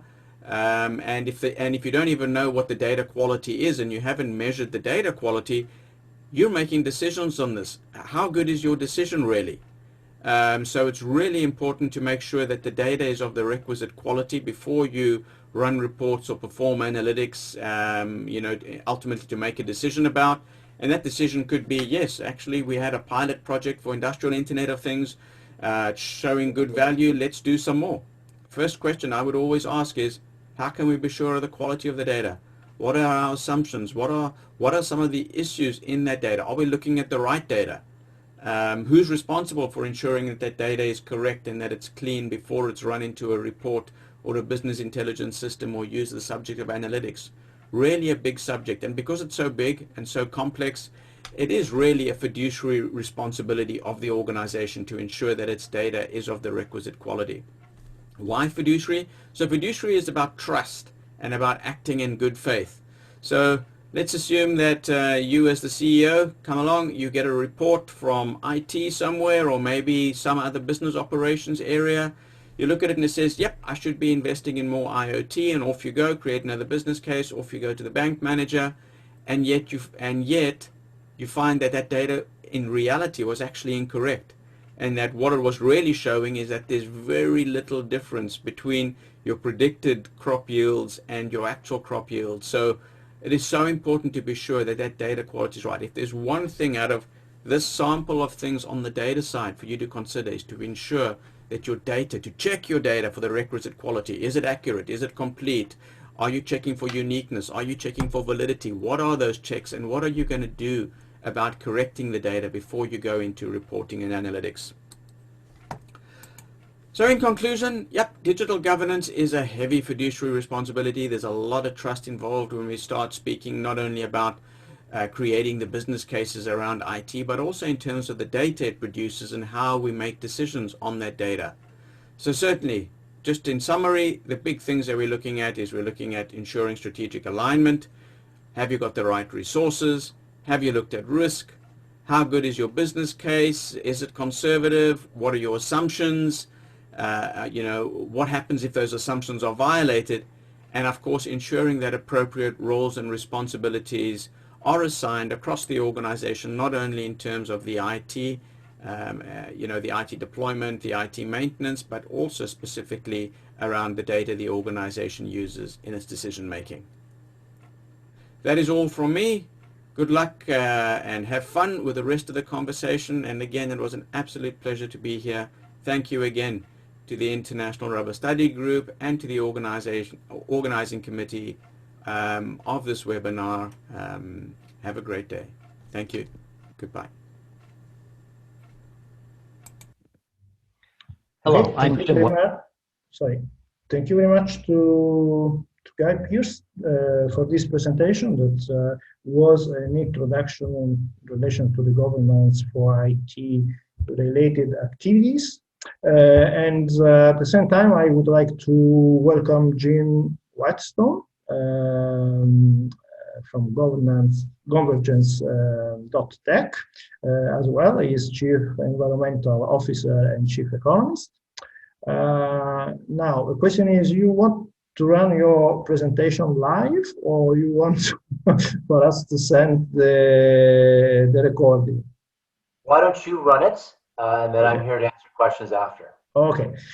So we run now the recording of the presentation of Jim, and once again, feel free to post your questions on the Q&A box that is in the lower part of your screen. So please, Ashley, let's run Jim's presentation.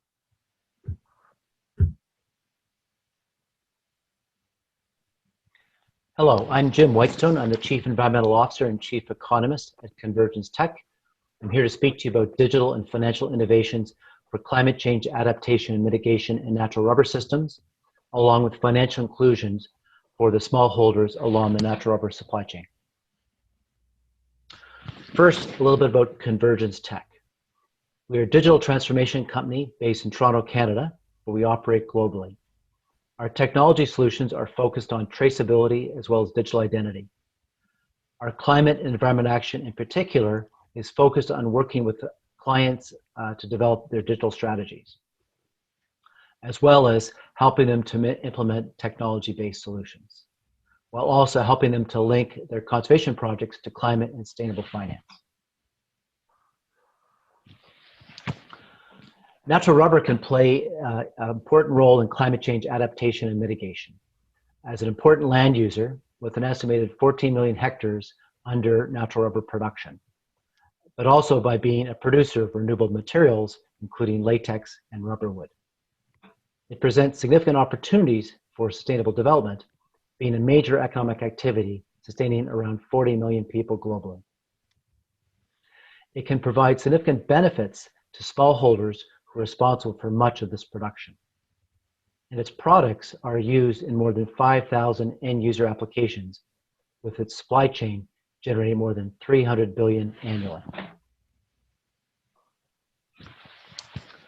Climate finance has a critical role to play in catalyzing and aligning domestic and international financial flows to foster green and resilient development. Also, by ensuring transparency, efficacy, and sustainability in its supply chains, it can boost productivity and reduce carbon emissions. Characteristics of blockchain and other digital technologies like the Internet of Things and artificial intelligence can help overcome barriers in sustainable finance and supply chains. Applications using blockchain, which the economist refers to as the trust machine, can be a registry of anything worth tracking closely. Any type of asset can be transferred using blockchain. You've all heard a lot about Bitcoin. It can also be used in transferring latex, natural rubber, as well as financial assets like bonds, shares, or carbon credits. Smart contracts, which are self-executing agreements carrying out functions based on predefined protocols that sit atop a blockchain platform, can enable disintermediation in financing as well as along value chains. Internet of Things devices can provide proof of impact through more and accurate data from automated sensors, either remotely or non-remotely, that are traceable back to source. Artificial intelligence can process these new large volumes of data to drive insights around sustainability, productivity. Despite these opportunities, conservation projects are not yet taking full advantage of blockchain, IoT, and AI as leading technological drivers, which can help address specific implementation challenges. Specifically, they can provide more and better data on ecosystems by fully leveraging newly emerging remote and non-remote sensing technologies, including LiDAR, which is based on laser technology, IoT sensors, and cameras, among others. It can automate processes and avoid expensive administrative overheads, as well as avoiding cost-intensive monitoring, reporting, and verification. It could provide data-driven intelligence by measuring carbon storage and biodiversity, as well as verifying results from automated sensing associated with conservation projects. These technologies can broaden investor participation by permitting large and small investors to participate in financing ecosystem services, creating liquid forest-related ecosystem assets, and then easy-to-engage marketplaces. They can provide more transparency to avoid double counting, often associated with payments for ecosystem services or carbon credits. And then lastly, they can improve local stakeholder engagement by ensuring projects get implemented on the ground, facilitating high-quality reporting, ensuring smallholder and indigenous land rights and benefit sharing, while helping to target incentives and credit to these same small landholders. Sustainable natural rubber plantation projects can be put onto a registry using a blockchain platform to link the initial baseline or reference levels of carbon storage associated with a particular plantation, and then monitoring, reporting, and verification of the impact of these conservation projects. They can also enshrine the rights to emission reductions and any values attached to those reductions. And then they can report in through national greenhouse gas inventories, and specifically the emissions-related data. Such a blockchain-based registry would provide a distributed and secure database and a mechanism to track and validate sustainable natural rubber plantation projects. It could also eventually link to sustainable supply chains, results-based payments, private financing, credit, and potentially carbon markets. That said, a blockchain registry is only as good as the data in the database. In this regard, it can use more and better data on plantations derived from these IoT and related sensors.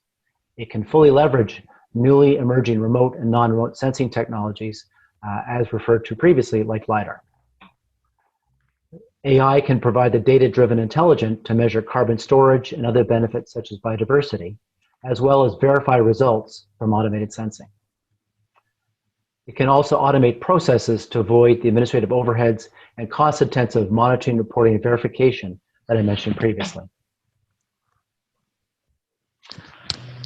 This is where artificial intelligence can help by quickly discerning patterns and making predictions more efficiently using these new vast amounts of data being collected by the sensors on the plantations or from the satellites overhead. This is all enabled by the development of more powerful and faster computers, the availability of open source software and data, and the increase in abundant, cheap storage. For example, detailed satellite data for mapping total deforested area, because some deforestation comes from small-scale clearing or logging projects. Estimates of deforestation can be based on high-resolution Landsat satellite data. And then AI becomes critical for processing this high level of detail. Geographic information systems can be used to layer on land use and deforestation data. And when combined with other digital technologies that rely on remote sensing, can use Landsat supplemented with LiDAR and ground level auditing measures to confirm the data, to measure forest cover and above ground biomass. You can see these depicted in the images in the center of the screen around the different data layers on a GIS system.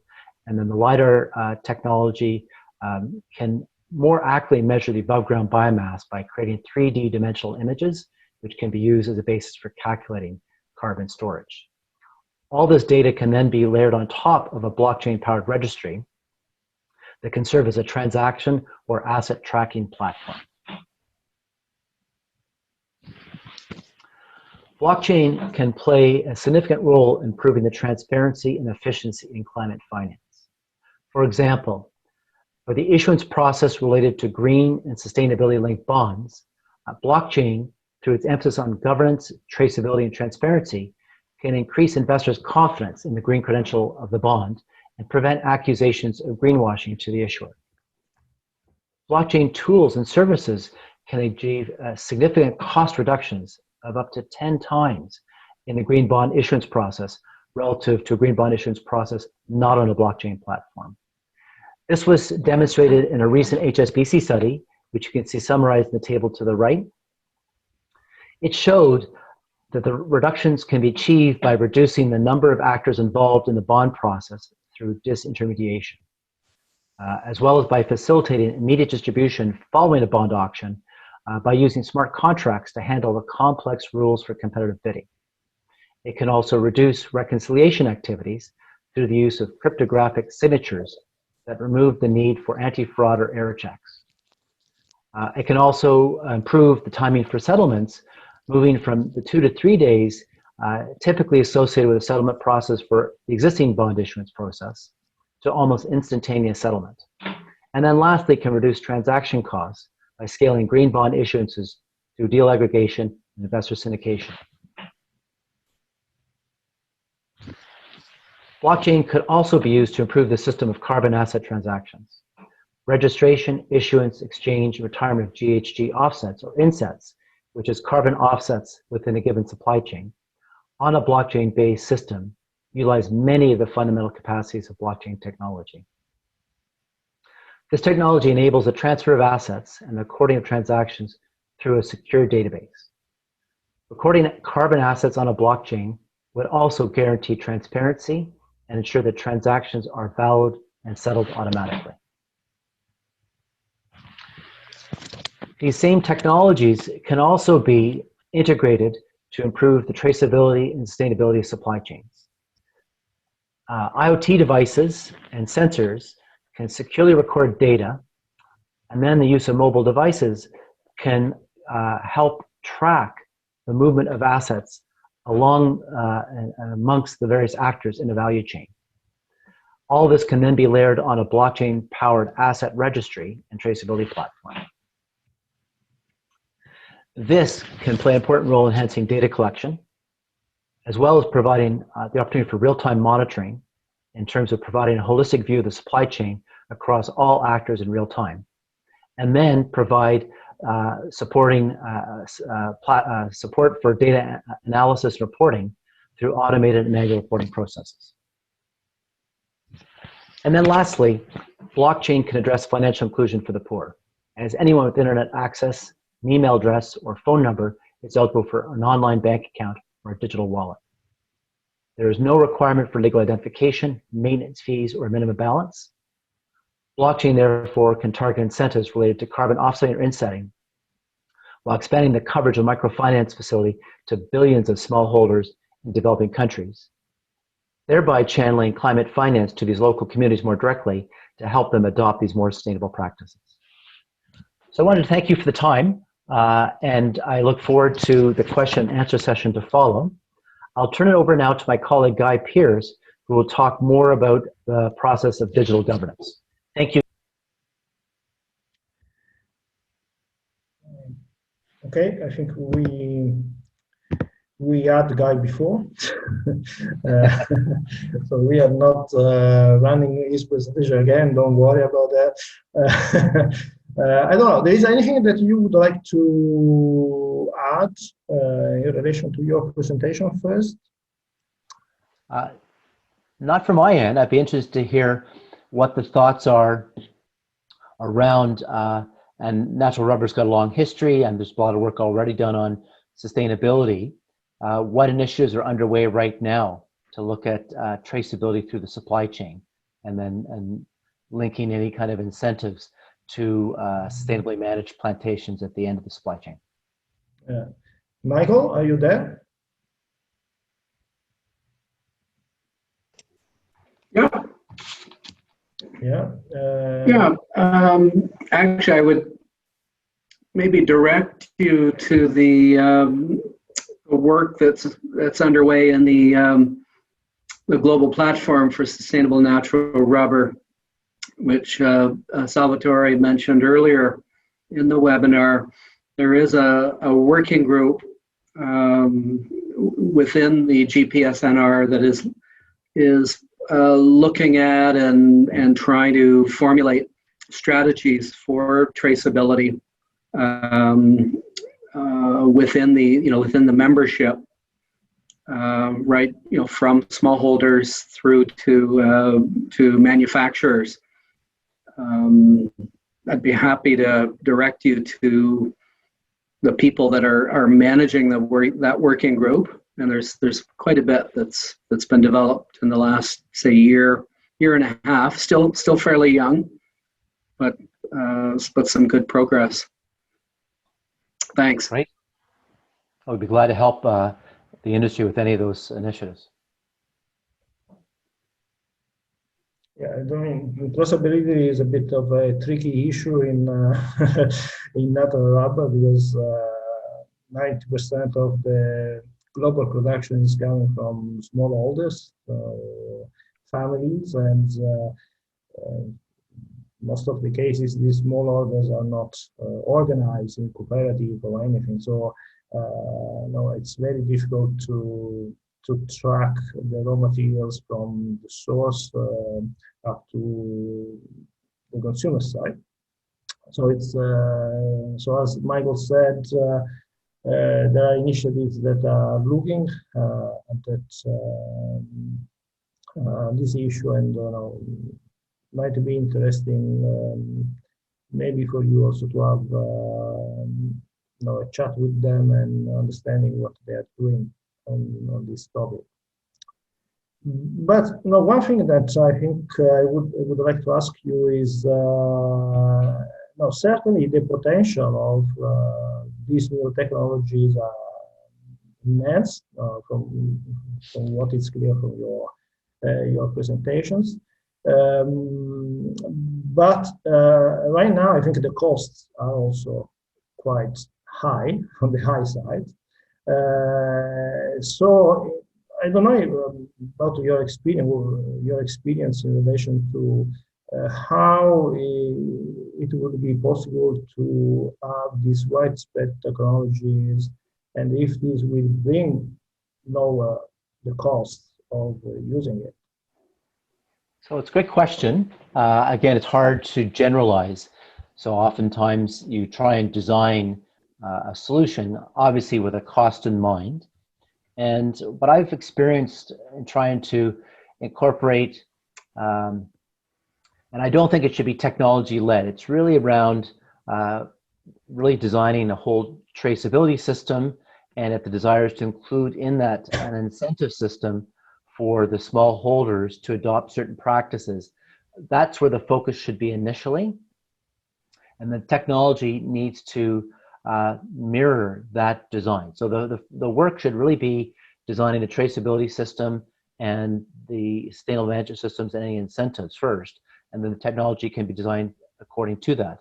And what we've done for other supply chains, we tend to work from the outside in. Try and show you my hands, the outside in, because the supply chains are often long and fragmented and difficult. So what's happening in other sectors, which may be transferable to natural rubber, is on the one hand, the rubber sector will want to make claims around, could be deforestation free, biodiversity protection, about fair wages and salaries. So there are ways through things like carbon insetting to identify the smallholders. We do a lot of work on digital identity, to set up a digital wallet, and it'd be fairly easy to include a certification system for those smallholders. And then for the large rubber manufacturers who want to make claims in the marketplace around deforestation free, for example, to, through a mass balance system, provide an incentive back to certified producers for a certain volume of production. And that really reduces the costs along the way. And over time, if there's still a desire to go beyond the claims, ensure full transparency in the physical supply chain, you can work through each of the steps in the value chain, front to back and then back to front over time, and add that onto the blockchain platform to track each step in the value chain. But oftentimes that takes time. That's where more cost comes in.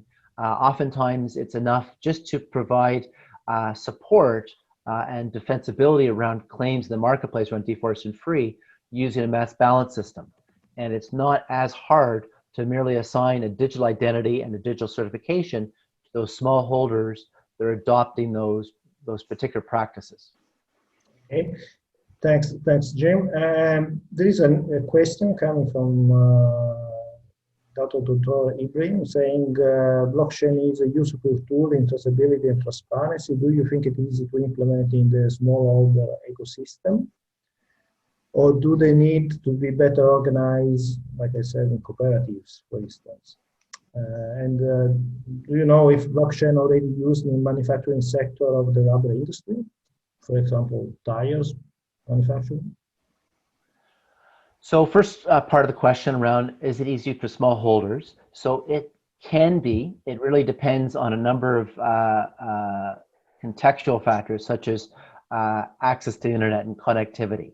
So sometimes if there's poor connectivity, you have to pick a different point in the value chain. It could be a collection site, and there has to be some certifier certifying that the latex through that first step value chain is coming from smallholders that are adopting certain sustainable practices.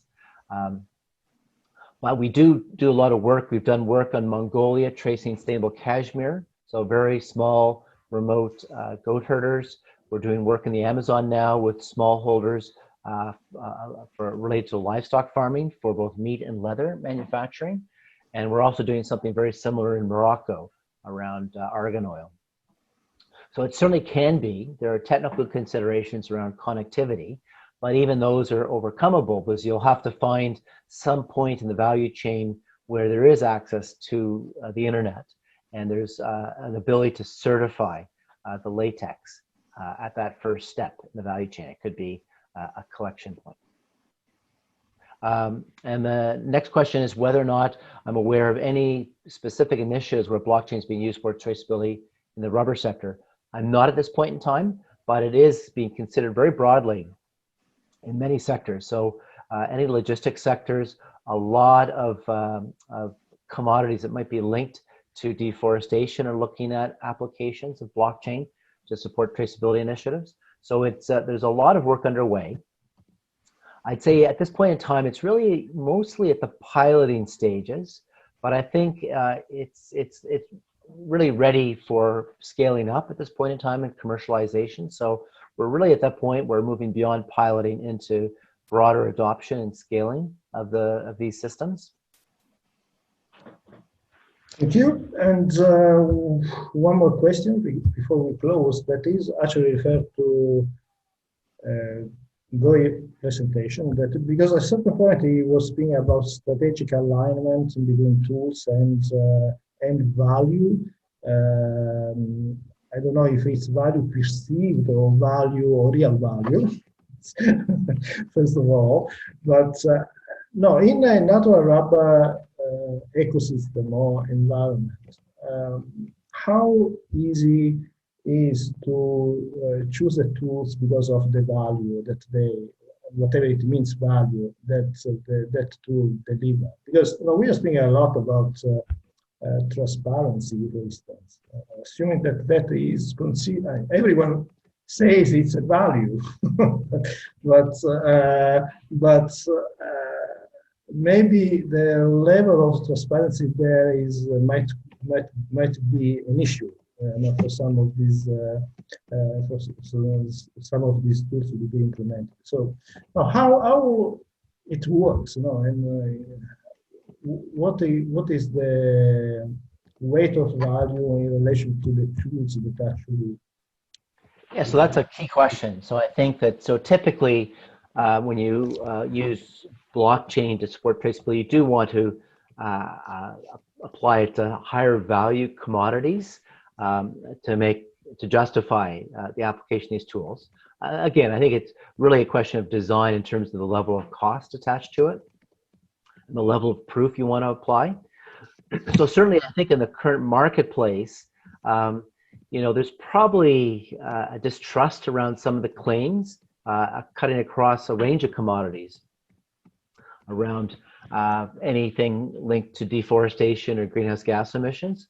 So the technologies are really there to try and provide a level of trust or transparency around the claims and really address concerns around greenwashing. In terms of, is the market willing to compensate for making claims around sustainability? I don't know. For some sectors, it tends to be a little bit more niche. I think the expectation is that things are changing.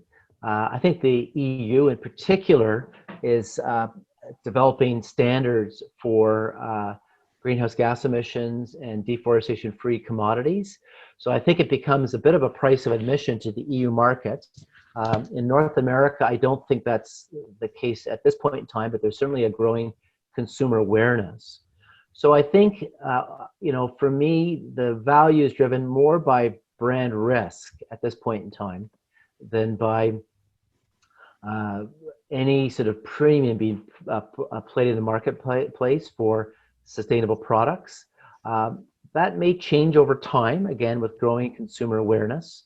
I do know, leading this next big climate change conference in Glasgow next year, there's a lot of work being done by Mark Carney with the private sector, both on the financing side, but also on the carbon offsetting side. A lot of private companies are making very significant commitments around net zero emissions. And those commitments cover not just their own Scope 1 emissions from their own operations and Scope 2 from their energy use, but they are also looking at Scope 3 emissions, so their supply chains. So I think you'll see a lot of an increased number of commitments in the private sector around net zero. And then the question is, can they provide a level of proof or trust that they're meeting those commitments in the marketplace? So again, it's a question of access, new market, plus also responding to growing consumer awareness and any risks that suggests for a particular brand. Okay, thanks, Jim. I don't think there are any other questions right now, so I think that we can bring this webinar to an end. Both for financial and digital innovations, we have seen there are a lot of opportunities out there, but there are also a lot of challenges and a lot of considerations. A word that came out in both sessions is certainly having data quality or improving the quality of data and business intelligence. I think as a data provider, I am very glad that this emerged. And but I think there is still a lot of that needs to be done, and we hope that IRSG and together with other stakeholders and organizations, GPSNR, can work together to really make this sector sustainable and with the possibilities that all tools might be used. Don't know, Michael, if you want to say anything. There's a question actually. Yeah, there's a question from Commedia Laporte. Yeah, the last question. Sorry. Okay, so sorry, I didn't see it. So we are talking about traceability projects because of the fragmented supply chain. It is possible to implement it for only a very non-significant volume. Could we think for a more global products to assess the transparency per regions instead of per individuals? Correct. Yeah. No, that's a very good example of how at least initially, you might try and manage the costs. So the advantage is you could do it regionally, and you can look at, again, looking at remote sensing technology, you can look at things at a regional scale to look at, on an aggregated basis, what's happening to the carbon stock, and are there any further impacts to large naturally forested regions as a result of plantation. So yes, you can do it at a regional basis, and you can provide certainly support some level of claim that a certain volume of latex coming from that region where you've confirmed no net deforestation, and you've perhaps measured the overall stock of biomass and associated carbon, that volume is not linked to deforestation, or it's attached to a certain level of carbon sequestration depending on the practices adopted. Okay. Michael? Just like to say, I think this has been a very interesting webinar. Very appropriate topics related to our climate change challenges.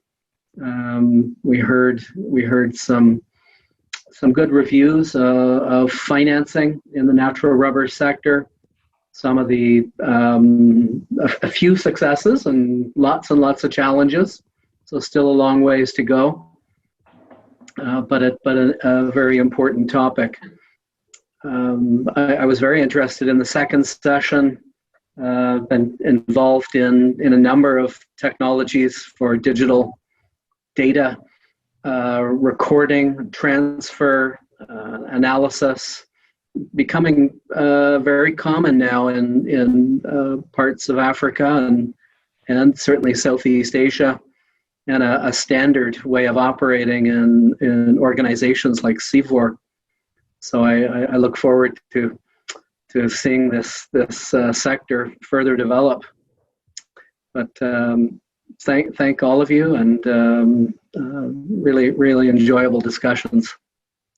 Our pleasure. I would like to thank all the speakers, and also remind the participants that we are going to distribute the recording of this webinar to all of you, and if more requests, we can also provide the presentations. So once again, thanks to all the speakers, to all the participants, and I hope to see you again next time. Thank you so much. Thank you. Bye-bye. Bye-bye. Bye-bye.